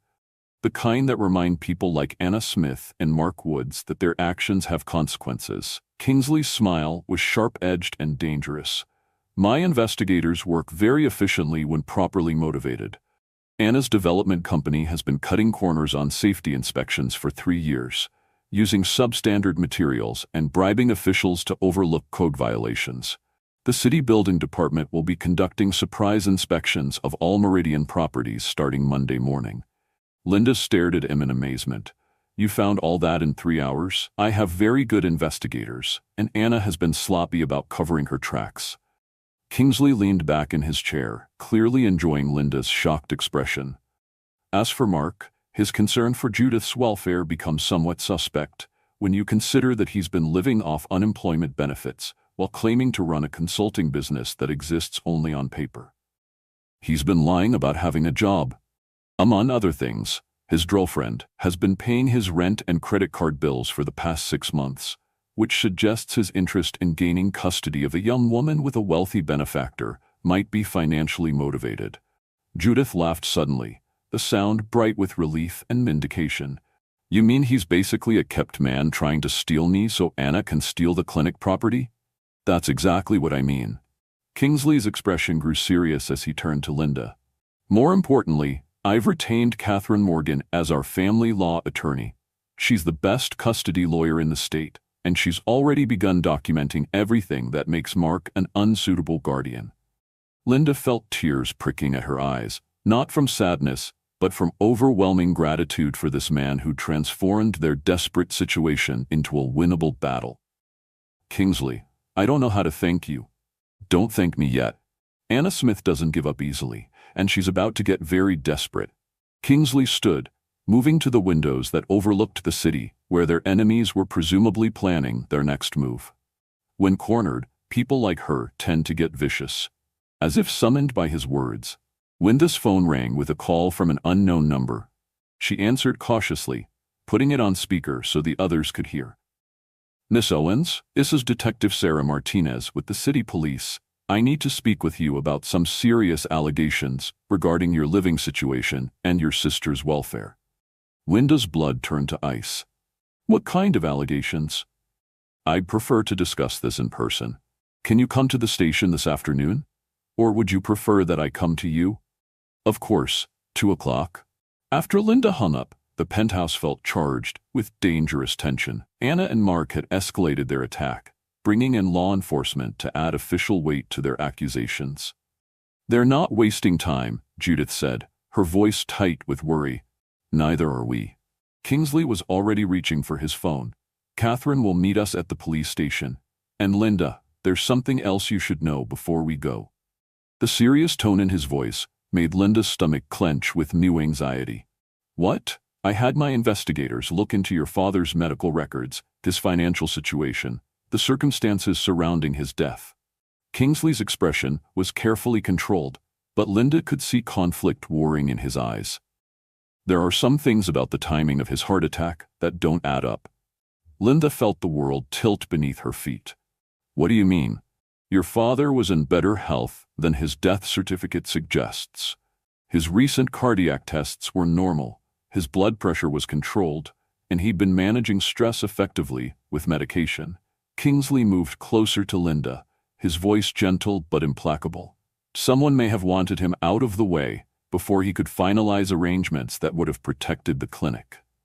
The implication hit Linda like a physical blow. You think someone killed my father? I think your father's death was very convenient for people who wanted to acquire his property. And the medical examiner's report contains inconsistencies that warrant investigation. Judith made a sound of horrified understanding. If Dad had lived long enough to complete whatever arrangements he was making with Hudson Industries, Uncle Mark and Anna wouldn't have had any legal standing to interfere. Exactly. Kingsley's jaw was tight with barely contained fury, which means this isn't just about custody or property development. This is about covering up what might be murder. Linda sank into her chair, overwhelmed by the magnitude of what Kingsley was suggesting. Her father hadn't just died from stress and overwork. He might have been killed to clear the way for Anna Smith's development plans.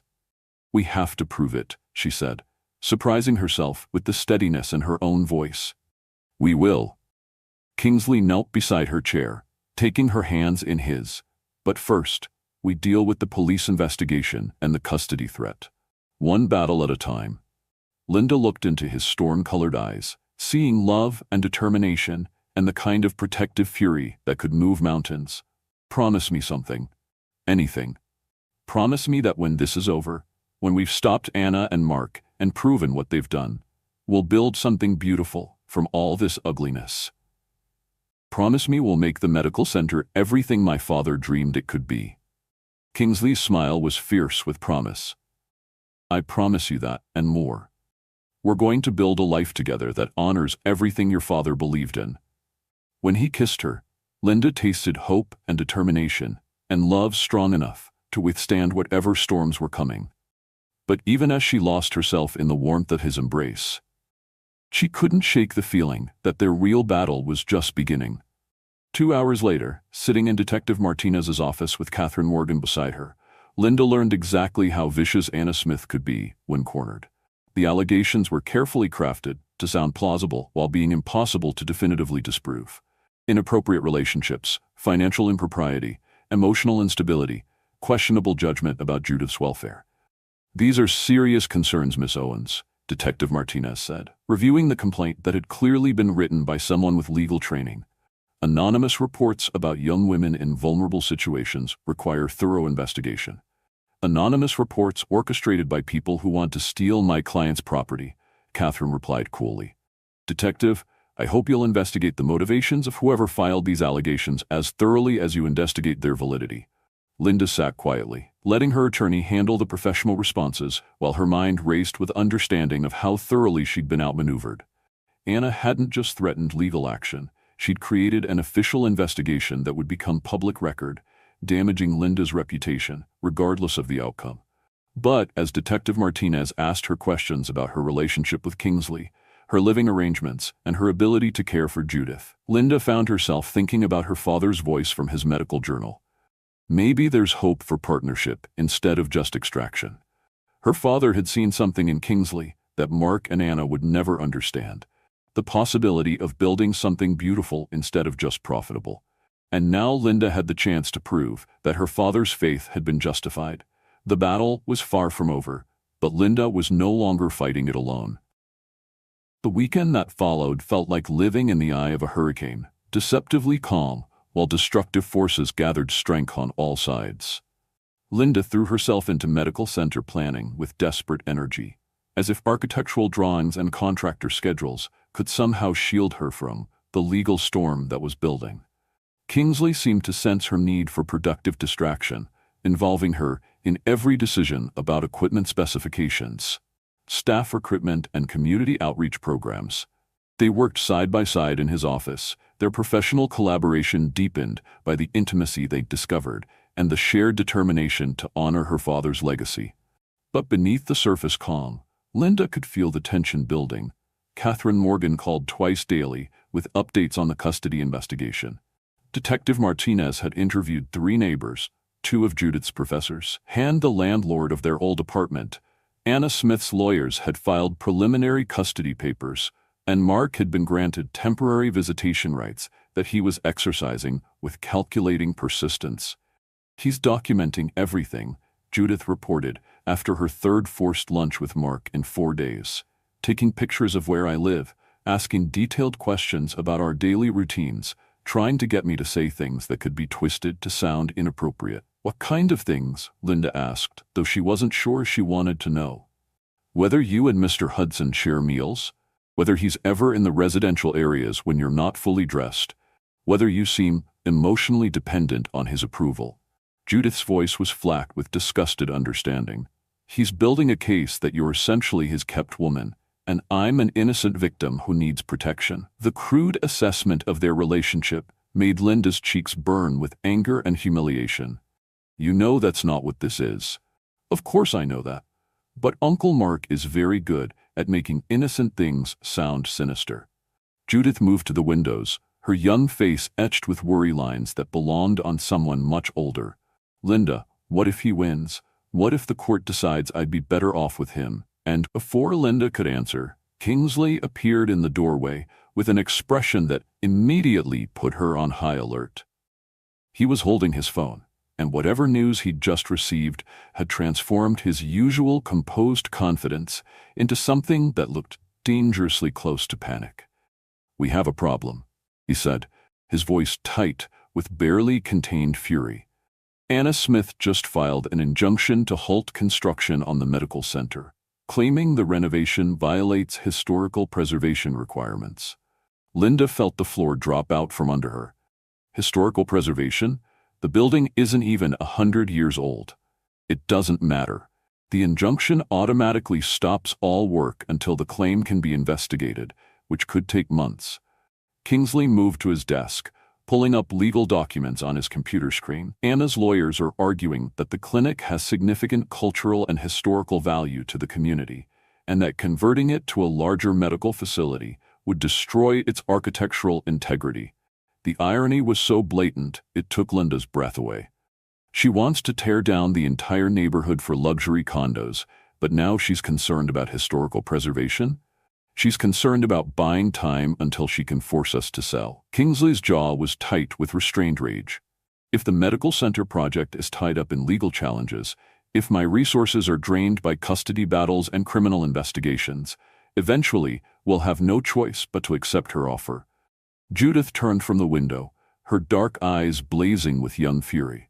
"So we fight back. We expose what she's doing, prove that Uncle Mark is working with her, show everyone that this is about greed, not family welfare." "With what evidence?" Linda asked, the hopelessness of their situation settling over her like a suffocating blanket. "Anna's too smart to leave obvious trails, and Mark can claim he's genuinely concerned about your welfare. Even if we suspect they're working together, suspicion isn't proof." Kingsley was quiet for a long moment, his pewter eyes distant with thought. When he finally spoke, His voice carried the kind of dangerous calm that preceded decisive action. What if we made them prove it themselves? What do you mean? Linda asked. I mean, what if we created a situation where Anna and Mark had to reveal their true motivations publicly, in front of witnesses who could testify about what they heard? Linda felt a flutter of hope mixed with apprehension. That sounds risky. Everything we do from now on is risky. Kingsley moved to Linda's chair, kneeling beside it so they were at eye level. But I have an idea that might force them to show their hand completely.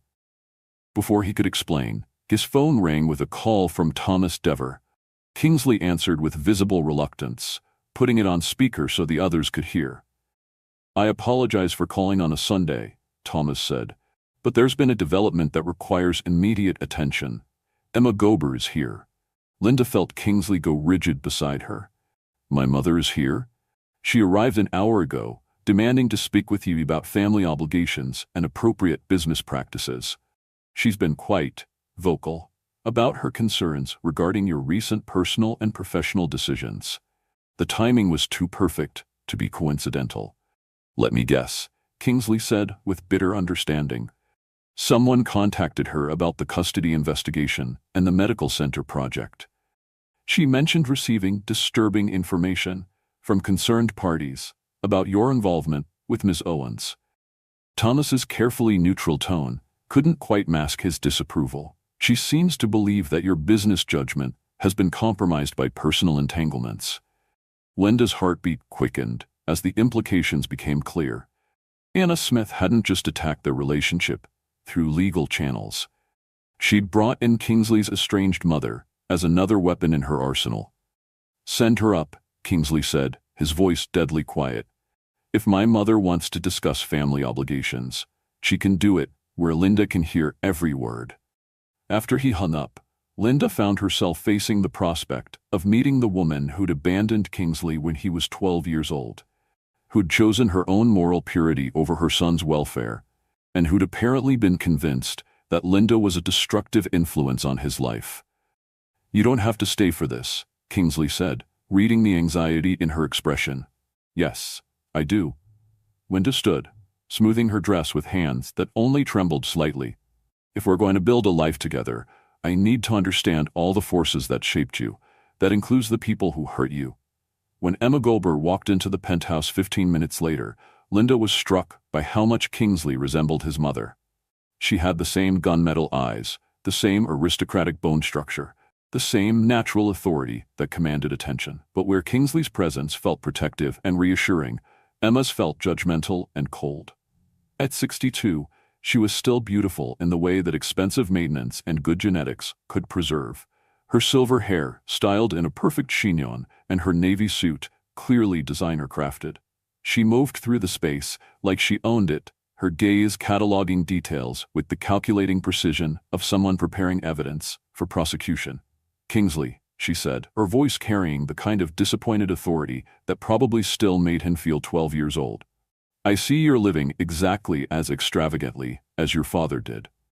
Mother, Kingsley's tone was perfectly controlled, revealing nothing of the emotional wounds that Linda knew ran deep. I wasn't expecting you. And sure you weren't. Emma's gaze shifted to Linda, taking in every detail of her appearance with obvious disapproval. Miss Owens, I presume, you're younger than I expected. The casual insult made Linda's cheeks burn, but she kept her voice level. Mrs. Gober, Kingsley has told me about you. I'm sure he has. My son has always been prone to romanticizing abandonment as noble sacrifice. Emma moved to the windows, gazing out at the city with the same distant expression Kingsley wore when he was thinking. Just as he's apparently romanticizing this medical center project as community service rather than recognizing it for what it really is. And what is it really? Judith asked, stepping forward with the kind of fearless directness that reminded Linda of their father. Emma turned, studying Judith with sharp intelligence. A very expensive way for my son to assuage his guilt about profiting from his father's exploitation of communities like yours. The question is whether Miss Owens is genuinely committed to this project or simply using it and him to secure her own financial future. The accusation hit Linda like a physical blow, not because it was true, but because it was exactly what Anna Smith and Mark Woods had been implying through legal channels. "That's enough," Kingsley said, his voice carrying warning that would have made smart people retreat. But Emma Gober had never been intimidated by her son's anger. "Is it?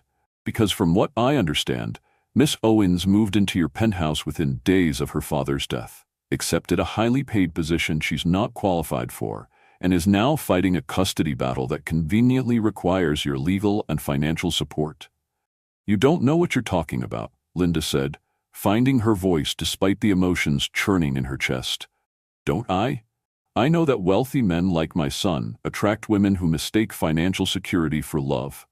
I know that desperation makes people justify questionable choices as romantic destiny." Emma's smile was sharp enough to cut.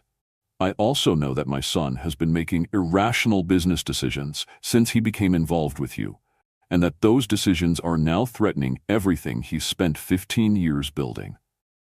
The attack was so precisely crafted, so perfectly designed to exploit Linda's deepest insecurities, that she actually took a step backward. Because underneath Emma's cruelty was a grain of truth that Linda had been trying not to acknowledge. She had accepted Kingsley's help when she was desperate, had fallen in love with a man whose resources could solve all her problems, had allowed their relationship to complicate every aspect of their professional collaboration. "Get out," Kingsley said, his voice deadly quiet. "Now." "I'm trying to save you from repeating your father's mistakes," Emma replied. Apparently unfazed by his fury, he let his emotions override his business judgment, and it destroyed everything he touched. "You're following the same path. My father destroyed communities for profit and drove away everyone who tried to show him a better way. I'm building something that heals instead of exploits." Kingsley moved to Linda's side, his presence both protective and claiming. "And Linda is the reason I can do that, not the obstacle preventing it." Emma's expression softened slightly, revealing something that might have been genuine concern beneath the calculated cruelty. "Kingsley, I've watched you spend 15 years trying to atone for your father's sins. But charity projects and noble intentions don't erase the fundamental corruption of building wealth on other people's suffering." "Then what does?"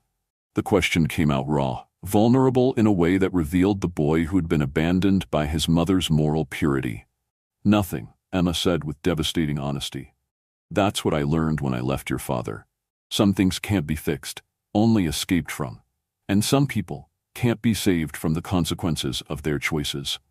The silence that followed was heavy, with old wounds and newer betrayals. Linda could see the battle being fought in Kingsley's expression. The desire to believe his mother's love was genuine, warring with the knowledge that she'd abandoned him once and was apparently prepared to do it again. "Linda," Emma said, her voice gentler than it had been before, "I know you believe you love my son. But love isn't enough when it's built on foundations of desperation and financial dependency. Eventually, the inequality will poison everything between you." Linda felt tears prick at her eyes, not because Emma's words were true, but because they echoed the fears that kept her awake at night. "You're wrong about us." "Am I? Then prove it. Walk away from his money, his protection, his resources. Build your own life, solve your own problems, and see if what you feel for each other survives without the security he provides." The challenge hung in the air like a gauntlet thrown down. Linda knew that Emma was manipulating her, using her insecurities to drive a wedge between her and Kingsley. But the terrible thing was that part of her wondered if the woman was right. "Don't," Kingsley said, reading the conflict in Linda's expression. "Don't let her poison what we have with her bitterness." But the damage was already done. Emma's words had given voice to doubts that Linda had been fighting since the beginning, had made her question whether her love for Kingsley was genuine or just gratitude dressed up in prettier clothes. Emma Gober left the penthouse with the satisfaction of someone who'd delivered a fatal blow, but her poison continued working long after her departure. Linda found herself unable to meet Kingsley's eyes, unable to pretend that his mother's words hadn't found their mark in the deepest recesses of her heart. "You're not seriously considering what she said," Kingsley said, watching Linda pace the living room with growing alarm. "Aren't you, even a little?" Linda stopped by the windows, staring out at the city lights that had once seemed magical, but now felt like evidence of the impossible distance between their worlds. Your mother is right about one thing. I accepted your help when I was desperate. I moved into your home, took your job, fell in love with you while you were solving all my problems. You fell in love with me because of who I am, not what I can provide. Did I? How can either of us be sure? Linda turned to face him, and Kingsley felt his heart break at the doubt he saw in her dark eyes. What if I'm just like all those other women your mother mentioned? Women who mistake financial security for love. Because you're nothing like them, Kingsley said, moving toward her with desperate urgency. Because you fought me on every decision, challenged every assumption, made me work to earn your respect instead of just accepting my help gratefully. But I did accept it. When Mark threatened to take Judith, when Anna attacked the medical center project, when the police investigation started, every time there was a crisis, I let you solve it with your money and your connections. Linda's voice broke slightly. Maybe Emma's right. Maybe the only way to know if what we have is real is if I prove I don't need your protection. Judith, who had been listening from the hallway, stepped into the room with the kind of fierce determination that reminded everyone present of her father. Linda, that's the stupidest thing I've ever heard you say. Judith, no, listen to me. Do you remember what Dad used to say about accepting help? That the strongest people aren't the ones who never need assistance. They're the ones who know how to build partnerships instead of dependencies. Judith moved to Linda's side, her young face blazing with conviction. You didn't just accept Rooster Hudson's help. You turned his charity into a collaboration. You made his resources serve Dad's vision instead of replacing it. Your sister is right, Kingsley said, hope flickering in his chest as he saw Linda wavering. The medical center isn't my project anymore, Linda. It's ours, and it wouldn't exist without your passion, your knowledge, your connection to the community. But before Linda could respond, Thomas Dever's voice came through the intercom with news that shattered any possibility of resolution. I apologize for the interruption, but there's been an emergency. Miss Judith collapsed at the university library and has been taken to City General Hospital. Linda's world stopped. What? The paramedic said she was conscious but experiencing severe abdominal pain and nausea. Dr. Richards is meeting you there. Linda was already moving toward the door, her earlier doubts forgotten in the face of genuine crisis. Kingsley followed, calling for his driver, while Linda grabbed her purse with hands that shook with terror. The ride to the hospital passed in a blur of city lights and desperate prayers. Linda clutched Kingsley's hand without thinking, drawing strength from his solid presence, even as her mind raced through every terrible possibility. City General's emergency room was a chaos of fluorescent lights and antiseptic smells that reminded Linda painfully of the night her father died. Dr. Richards met them in the waiting area with the kind of expression that prepared families for bad news. Judith is stable, but we need to run more tests, he said without preamble. Her symptoms suggest possible appendicitis, but there are some complications that concern me. What kind of complications? Linda asked, her voice barely recognizable. Elevated white blood cell count, irregular heartbeat, signs of systemic inflammation that seem disproportionate to a simple appendicitis. Dr. Richards consulted his tablet with professional concern. Miss Owens, has your sister been under unusual stress lately? Any changes in diet, medication, or living situation? The questions hit Linda like physical blows. She's been dealing with family legal issues, but nothing that would. Dr. Richards, Kingsley interrupted, his voice carrying deadly calm. I want a full toxicology screen. Test for everything. Drugs, poisons, anything that could cause these symptoms. Linda stared at him in horror. You think someone poisoned her? I think the timing of her collapse is very convenient for people who want to prove you're an unfit guardian, Kingsley replied, his stone-colored eyes hard with fury. And I think we've been underestimating how far Anna Smith is willing to go. 2 hours later, Dr. Richards returned with test results that confirmed their worst fears.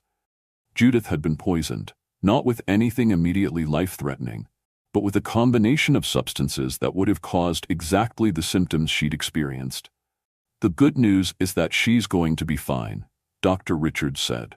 We've started treatment to flush the toxins from her system, and she should be able to go home tomorrow. The bad news? Linda asked. Though she already knew.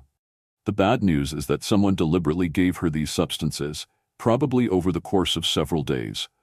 The dosage was carefully calculated to cause illness without permanent damage. Linda felt sick with understanding. Mark, he's been taking her to lunch 3 times this week. We need to call Detective Martinez, Kingsley said, already reaching for his phone.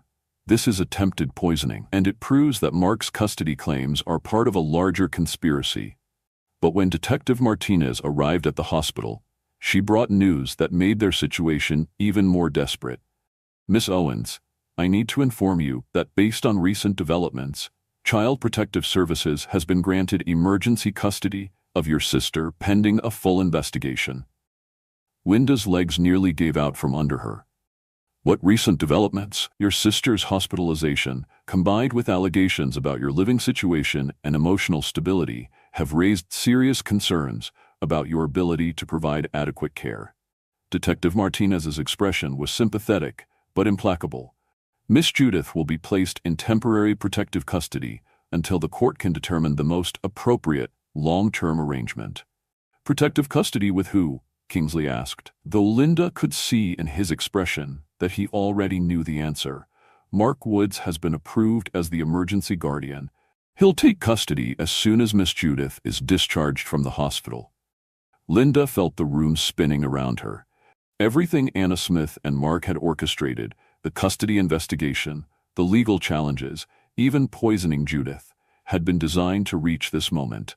With Judith in Mark's custody, Linda would have no leverage to resist the pressure to sell the clinic property.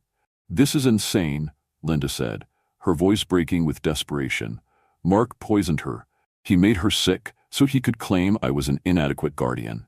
That's a serious accusation, Miss Owens. Do you have evidence to support it? Linda looked at Detective Martinez, seeing sympathy, but also professional skepticism. Without proof of Mark's involvement in Judith's poisoning, without evidence of his conspiracy with Anna Smith, her accusations sounded like the desperate claims of a woman trying to avoid losing custody. We'll get evidence, Kingsley said, his voice carrying the kind of implacable determination that had built empires. And when we do, everyone involved in this conspiracy will pay for what they've done. But as Linda watched her sister sleeping in the hospital bed, pale and vulnerable from the poison that should never have touched her, she realized that getting evidence might not be enough. Mark and Anna had played their game perfectly, using the legal system itself as their weapon. The only way to save Judith, and everything else they'd built together, was to make Mark and Anna reveal their true motivations in a way that couldn't be explained away or legally maneuvered around. It was time for desperate measures. Kingsley. Linda said, her voice steady, despite the tears streaming down her cheeks. Remember that plan you mentioned, about making them show their hand publicly? His gunmetal eyes met hers, and she saw her own determination reflected back. Yes. Tell me what you had in mind, because I'm ready to fight dirty. When visiting hours ended and they were forced to leave Judith sleeping in her hospital bed, Linda felt something fundamental shift inside her. Emma Gober's psychological manipulation, Mark's poisoning of her sister, Anna Smith's calculated cruelty, all of it had been designed to make her feel powerless, to convince her that love and hope were luxuries she couldn't afford. But looking at Kingsley as they rode the elevator down from Judith's floor, seeing the fierce protectiveness in his expression and the way his hand held hers like an anchor in a storm, Linda realized that Emma had been wrong about everything that mattered. Love wasn't about equal resources, or matched backgrounds, or the absence of dependency. Love was about choosing to build something together that neither person could create alone. It was about trust and partnership, and the willingness to fight for each other when the world tried to tear them apart. I love you, she said as the elevator doors opened onto the hospital lobby. Not because you can solve my problems, but because you make me brave enough to solve them myself. Kingsley stopped walking, turning to face her with an expression of wonder and relief. Linda, I'm not walking away from what we have. and not letting fear or other people's poison convince me that our love isn't real." Linda stood on her toes to kiss him, tasting hope and determination and the promise of a future worth fighting for. "But I am going to prove that I'm strong enough to stand beside you as an equal partner, not just someone you rescued." When Kingsley smiled, it was with the fierce joy of a man who'd just been handed back everything that mattered. "Then let's go save your sister and destroy our enemies." The battle for their future was about to reach its climax, and Linda was finally ready to fight it with everything she had. Kingsley's plan was audacious in its simplicity and terrifying in its risks. Within 24 hours of Judith's poisoning, he had arranged what he called a community meeting to discuss the future of the medical center project. The meeting would be held in the empty clinic building, with invited attendees including Mark Woods, Anna Smith, Detective Martinez, city council members, and representatives from the neighborhood families who would be served by the new facility. "You're gambling everything on the assumption that they'll reveal their true motives publicly," Catherine Morgan warned during their emergency strategy session. "If they're smart enough to maintain their facades, this could backfire spectacularly." "They won't maintain their facades," Linda said with grim certainty. "Anna's too arrogant and Mark's too greedy. When they think they've won, they'll show their true colors. And if they don't?" Linda looked at Kingsley, drawn strength from the unwavering confidence in his pewter eyes. "Then we'll have fought the good fight and lost honorably. But at least Judith will know that we didn't surrender without trying everything." The morning of the meeting, Linda stood in her father's old office, now emptied of furniture but still heavy with memories. In a few hours, this space would either be saved or lost forever, depending on whether she and Kingsley could expose the conspiracy that had cost her father his life and threatened to destroy everything he'd built. "Second thoughts?" Kingsley asked from the doorway, looking devastatingly handsome in the dark suit he'd chosen for what might be the most important meeting of their lives. "Third and fourth thoughts," Linda admitted. "But no regrets, not anymore." He moved to her side, his presence solid and reassuring in the uncertain morning light. "Your father would be proud of you." "Would he? I'm about to gamble his legacy on a plan that could destroy everything he worked for." "You're about to fight for his legacy against people who've already been trying to destroy it." Kingsley turned her to face him, his hands gentle on her shoulders. That's exactly what he would have done. When the attendees began arriving an hour later, Linda felt the weight of destiny settling over the empty clinic like a shroud. Mark Woods entered with the confident swagger of a man who believed victory was assured. Anna Smith beside him, looking like a predator scenting wounded prey. Detective Martinez brought a court stenographer to record the proceedings, while city council members and neighborhood representatives filled the folding chairs that Thomas had arranged in the main examination room. "Thank you all for coming," Kingsley began, his voice carrying the natural authority that commanded boardrooms and bent corporate wills. "We're here to discuss the future of this community and the medical center project that will serve its residents for generations to come." "We're here," Anna Smith interrupted with practiced charm, "to discuss realistic alternatives to a financially unsustainable vanity project that serves no one except Mr. Hudson's guilty conscience." The room tensed at her aggressive opening, exactly as Kingsley and Linda had hoped it would. Anna was too arrogant to ease into her attack. She wanted to dominate from the beginning. "Miss Smith," said Councilmember Rodriguez, "perhaps you could explain Meridian Development's interest in this particular property." "Meridian has a responsibility to this community to ensure responsible development that creates jobs, generates tax revenue, and provides housing options that people can actually afford." Anna's smile was bright and predatory as she gestured toward the clinic's worn fixtures. "Converting a failing medical practice into an even larger medical facility that will depend entirely on charitable donations is not responsible development. The medical center will be self-sustaining within 3 years," Linda said, speaking for the first time since the meeting began. "We've done the financial projections based on patient volumes, insurance reimbursements, and sliding scale fees that make healthcare accessible without making it unprofitable." Mark Woods leaned forward with false concern. "Linda, sweetheart, I know you want to honor your father's memory, but you're not qualified to make these kinds of financial projections.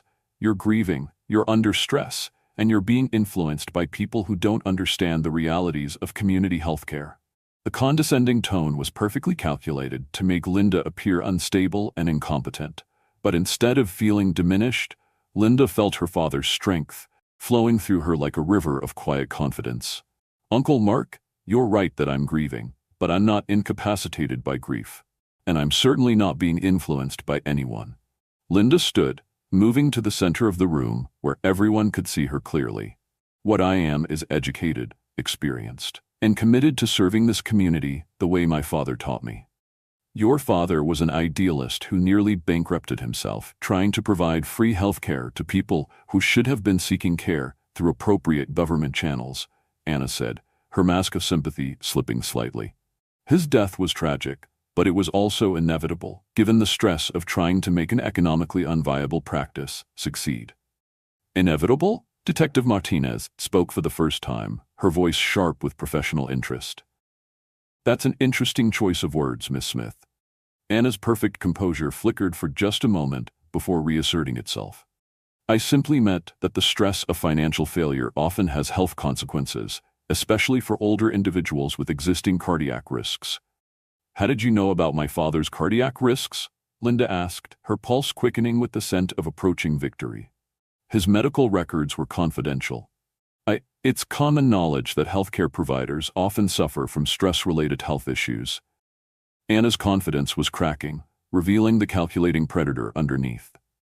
"Actually," Kingsley said, standing and moving to Linda's side, "it's not common knowledge. In fact, very few people knew about Dr. Owen's cardiac history. His own daughters weren't even aware of the full extent of his health challenges." Mark Woods shifted uncomfortably in his chair. "Joseph mentioned his heart problems to me during family conversations." "When?" Judith's voice came from the back of the room, where she'd entered quietly, despite being officially in Mark's custody. "When did Dad ever talk to you about his health, Uncle Mark? Because I can't remember you calling him once in the past 5 years until he died."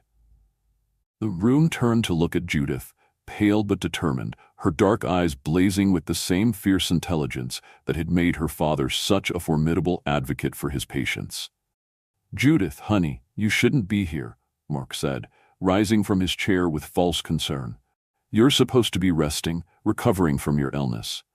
"You mean recovering from the poison you've been giving me?" Judith's voice carried clearly through the room, and Linda heard several people gasp in shock. "That's a very serious accusation," Detective Martinez said, her professional attention now fully focused on Mark. "Do you have evidence to support that claim, Miss Judith?" "I have the takeout containers from every lunch Uncle Mark bought me this week. And I have the dietary supplement pills he said would help me manage stress during this difficult time." Judith pulled a plastic bag from her purse, holding it up for everyone to see. "I saved them because something felt wrong about the way he kept insisting I take them." Mark's face went white. "Judith, you're obviously still confused from your illness. I was trying to help you maintain your health during a difficult time." "By giving her substances that made her sick enough to require hospitalization?" Linda asked, moving toward Mark with the slow precision of a hunter closing in on prey. "Sick enough that Child Protective Services would grant you emergency custody?" "This is ridiculous," Anna Smith said, but her voice had lost its earlier confidence. "Mark Woods is a concerned family member trying to protect his niece from an inappropriate living situation." "Inappropriate how?" Councilmember Rodriguez asked, clearly fascinated by the drama unfolding before him. "Miss Owens has been living in intimate circumstances with a man she barely knows, accepting financial benefits that create obvious conflicts of interest, making decisions about her sister's welfare based on romantic rather than practical considerations." Anna's words came out in a rush, revealing the carefully constructed attack she'd been building for weeks. "And you know this how?" Detective Martinez asked, her tone growing more official by the minute. "I know this because I've been investigating the situation on behalf of concerned community members who worry about the exploitation of vulnerable families." Anna's mask was completely gone now, revealing the cold calculation underneath. "Concerned community members like Mark Woods?" Linda asked.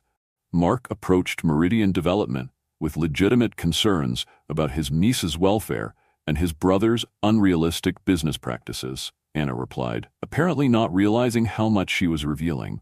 He wanted to ensure that Joseph's death didn't result in further financial hardship for the girls. By selling the clinic property to your development company? Kingsley's voice was deceptively calm, but Linda could see the barely restrained fury in his gunmetal eyes. By ensuring that valuable community assets are developed responsibly instead of being wasted on impractical charity projects, Anna shot back. Her professional facade finally cracking completely. The room erupted in shocked murmurs as the assembled community members realized what they were witnessing. Anna Smith and Mark Woods had just admitted, in front of witnesses and a court stenographer, that their concern for Judith's welfare was actually a cover for a scheme to acquire the clinic property for commercial development. "Let me make sure I understand this correctly," Detective Martinez said, consulting her notes with professional thoroughness. "Mr. Woods, you've been working with Miss Smith to pressure your nieces into selling property that you believe should be developed commercially rather than used for community health care? That's not... the girls deserve financial security." Mark was stammering now, realizing too late that he'd been trapped into revealing his true motivations. "And Miss Smith, your interest in his property is purely commercial, despite your claims about community welfare?" Detective Martinez continued. "Meridian Development has a responsibility to ensure responsible land use," Anna replied, but her voice lacked conviction. "Responsible according to who?" Judith asked, moving to stand beside Linda with the kind of fierce family loyalty that their father had instilled in both his daughters. "According to the families who need health care, or according to developers who want to build luxury condos?" "According to basic economic principles," Anna snapped, her corporate mask completely abandoned now. "This neighborhood is prime for gentrification, and holding on to outdated community service models prevents progress that would benefit everyone. Everyone except the people currently living here," Councilmember Rodriguez observed dryly. Linda felt the moment crystallizing around them, like the eye of a hurricane finding its center. Everything Anna and Mark had worked for, all their careful manipulation and legal maneuvering, was crumbling in the face of their own arrogance and greed. "Detective Martinez," Linda said, her voice steady with newfound confidence, "I'd like to file formal charges against Mark Woods for poisoning my sister and against both Mark Woods and Anna Smith for conspiracy to commit fraud." "I think we have enough evidence to warrant investigation," Detective Martinez agreed, signaling to the officers who had been waiting outside. As Mark and Anna were led away in handcuffs, their protests and threats echoing through the empty clinic, Linda felt something that had been broken inside her finally healing. Her father's dream would survive. Judith would be safe, and the love she'd found with Kingsley would no longer be shadowed by doubt or manipulation. "It's over," Kingsley said, pulling her into his arms as the last of the officials departed. "No," Linda corrected, looking around the clinic space that would soon become the community medical center her father had dreamed of building. "It's just beginning." 3 months later, Linda stood in the same examination room where her father had treated thousands of patients, watching as the last pieces of medical equipment were installed in what was now the Joseph Owens Memorial Community Health Center. The space had been transformed beyond recognition. Larger, brighter, equipped with technology that would serve the community for decades to come. "The pharmacy delivery arrived an hour ago," Judith reported, consulting the tablet that had become her constant companion since she'd been hired as the center's administrative coordinator. "And Dr. Patel wants to know if you've decided on the color scheme for the pediatric examination rooms." Linda smiled at her sister's professional competence, marveling at how much they'd both grown in the months since their father's death.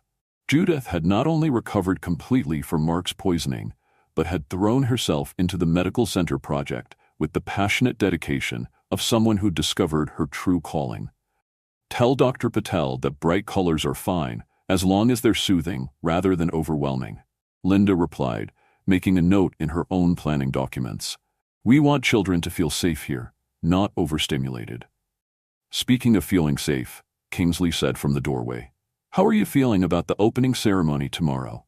Linda turned to face the man who had become her partner in every sense of the word, feeling her chest tighten with joy at the sight of him. He traded his corporate suits for khakis and button-down shirts that made him look more approachable, though he still possessed the quiet authority that had first attracted her attention. Nervous, excited, grateful, Linda moved into his arms, reveling in the simple pleasure of being held by someone who loved her completely. Ready. The city council is sending 5 representatives.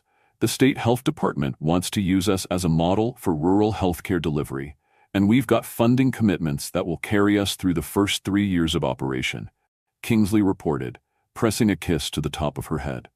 Your father would be amazed. He'd be proud, Linda corrected, but not amazed. He always knew this community deserved better healthcare.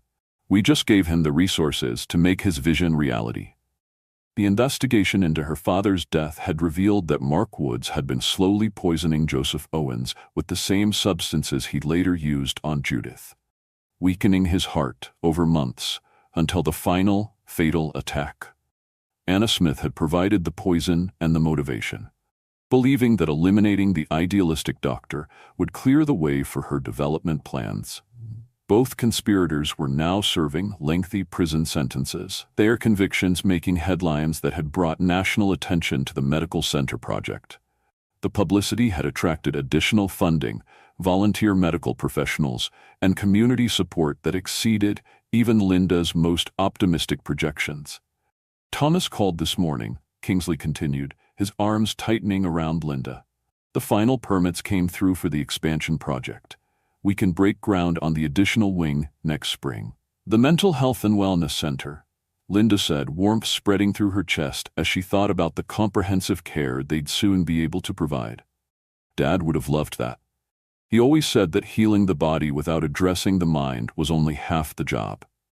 He also would have loved knowing that his daughters were happy, Judith interjected, looking up from her tablet with a grin that reminded Linda painfully of their father. Speaking of which, when are you two going to stop pretending you're not planning a wedding? Linda felt her cheeks warm with embarrassment and joy. We're not pretending anything, we're just taking things slowly, Kingsley finished, though his smile suggested he was no more convincing than Linda had been. Slowly? Judith laughed. You've been living together for 6 months. You run a medical center together.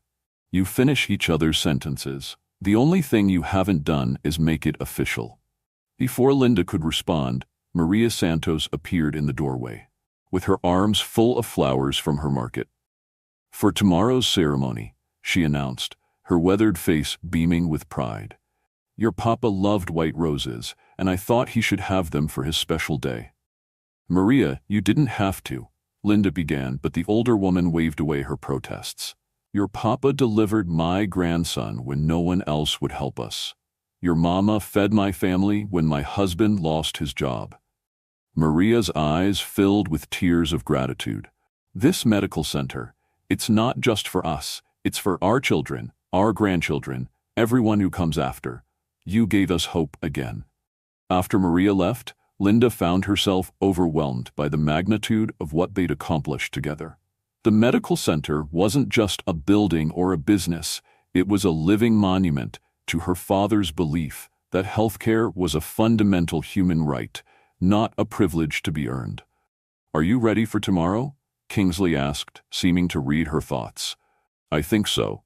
Linda looked around the space that would soon be filled with patients, families, and the quiet miracles of healing. But there's something I want to do first. She led Kingsley and Judith to her father's old office, which they'd converted into a consultation room for complex cases. On the wall hung the photograph of Dr. Joseph Owens that had been taken during his residency, young, idealistic, filled with the passionate determination to make the world better through healing. Dad, Linda said softly, addressing the photograph as if he could hear her. We did it. Not the way you planned, maybe, but we did it. Your clinic is going to serve thousands of people. Judith's going to be a doctor who changes lives. And she paused, looking at Kingsley with all the love she'd been afraid to acknowledge months ago. I found someone who loves me the way you loved Mom. Someone who sees your vision and wants to make it reality. Kingsley moved closer, his hand finding hers. Your father didn't just leave behind a legacy of healing, Linda. He left behind daughters who inherited his courage, his compassion, and his absolute refusal to accept that some problems are too big to solve. Is that a proposal? Judith asked with barely contained excitement. Kingsley laughed, pulling a small velvet box from his pocket. Actually, it is. Linda's breathing stopped as he dropped to one knee in the room where her father had made countless decisions that saved lives, where healing had been both art and calling. Linda Owens, Kingsley said, his storm-colored eyes bright with love and certainty. You've taught me that the best partnerships aren't built on equal resources, but on shared dreams. You've shown me that love isn't about rescue or dependency, but about choosing to build something beautiful together. He opened the box to reveal a ring that caught the afternoon light, like captured starfire. Will you marry me and help me spend the rest of my life proving that your father was right about everything that matters? Through her tears, Linda could see Judith bouncing with excitement, could hear the distant sounds of contractors putting finishing touches on tomorrow's ceremony preparations, could feel the weight of her father's legacy and the promise of the future combining into something larger than she'd ever dared dream. Yes, she whispered, then louder. Yes, absolutely yes. When Kingsley slipped the ring onto her finger, Linda felt the last of her fears dissolving. This wasn't about gratitude or financial security or desperate choices made in a crisis. This was about love. Real, complicated, transformative love that had grown stronger through every challenge they'd faced together. I love you, she said, framing his face with her hands as he stood. Not because you saved me, but because you saw who I really was when I couldn't see it myself. I love you too, Kingsley replied, sealing the promise with a kiss that tasted like hope and forever. And I can't wait to spend the rest of our lives proving it. The next morning dawned bright and clear. Perfect weather for the opening ceremony that would officially dedicate the Joseph Owens Memorial Community Health Center.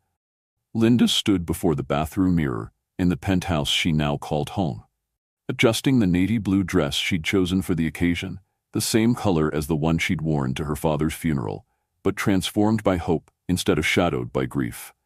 Ready? Kingsley asked from the doorway, devastatingly handsome in his charcoal suit and looking every inch the successful businessman who'd chosen service over profit. Ready, Linda confirmed, touching the engagement ring that caught the morning light like a promise kept. The ceremony was everything Linda had dreamed it could be. Local families filled the folding chairs set up in the clinic's main corridor, their faces bright with anticipation and gratitude. City officials spoke about community partnership and innovative healthcare delivery. Medical professionals who'd volunteered their services talked about the importance of accessible care. But it was Judith who brought tears to Linda's eyes when she stepped to the microphone, poised and confident in her role as the center's administrative coordinator. My father, Dr. Joseph Owens, believed that healing was about more than just treating symptoms, Judith began, her young voice carrying clearly through the space. He believed it was about seeing the whole person, understanding their struggles, and providing care that addressed not just physical needs, but emotional and spiritual ones too. She paused, looking directly at Linda and Kingsley. He also believed that the best things in life come from partnerships built on mutual respect, shared vision, and love that transforms everyone it touches. This medical center exists because my sister Linda had the courage to accept help when she needed it, and because Kingsley Hudson had the wisdom to recognize that true wealth comes from building something that serves others. The applause was thunderous, but Linda barely heard it. She was thinking about her father, about the journey that had brought them to this moment, about the love that had grown from desperation into something unshakable. When the ribbon was cut and the first patients began filtering through the doors that would remain open for generations to come, Linda felt her father's presence as clearly as if he were standing beside her. "We did it, Dad," she whispered. "We built something beautiful."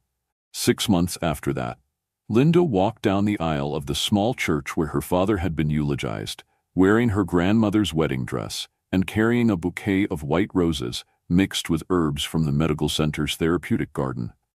Judith stood beside her as maid of honor, radiant in the knowledge that she'd been accepted to medical school with a full scholarship funded by the Hudson Foundation. Kingsley waited at the altar in a charcoal gray suit that made his eyes look like storm clouds, Thomas Dever beside him as best man, with a smile that suggested he'd finally approved of his employer's personal choices. Even Emma Gober sat in the front row, her expression softer than Linda had ever seen it, apparently reconciled to the idea that her son had found happiness in service rather than pure profit. The ceremony was simple, focused on promises rather than pageantry, witnessed by a community that had become family and friends who had proven themselves in the fires of adversity. When Kingsley kissed her at the altar, Linda tasted hope and laughter and the promise of a future built on love rather than fear. "I love you, Mrs. Hudson," he murmured against her lips. "I love you too," Linda whispered back, her heart full of joy that felt both earned and freely given.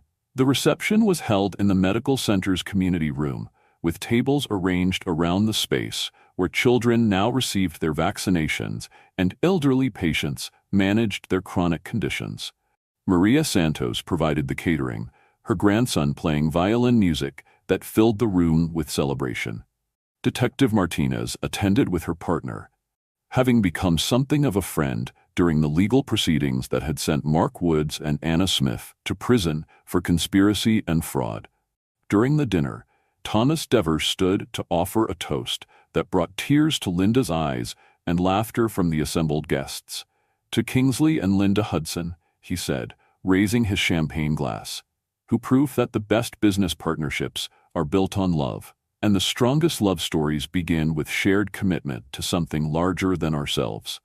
As the evening wound down and guests began to depart, Linda found herself standing in her father's old office with Kingsley, looking at the framed photograph of Dr. Joseph Owens that now held a place of honor on the wall.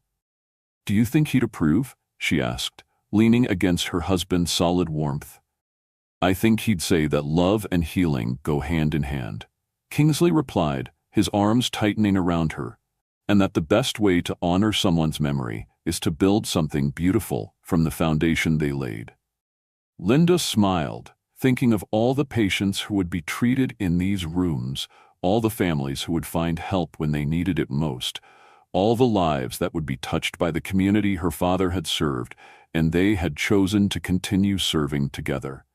"Then let's build something beautiful," she said, turning in Kingsley's arms to kiss him with all the passion and promise their future held.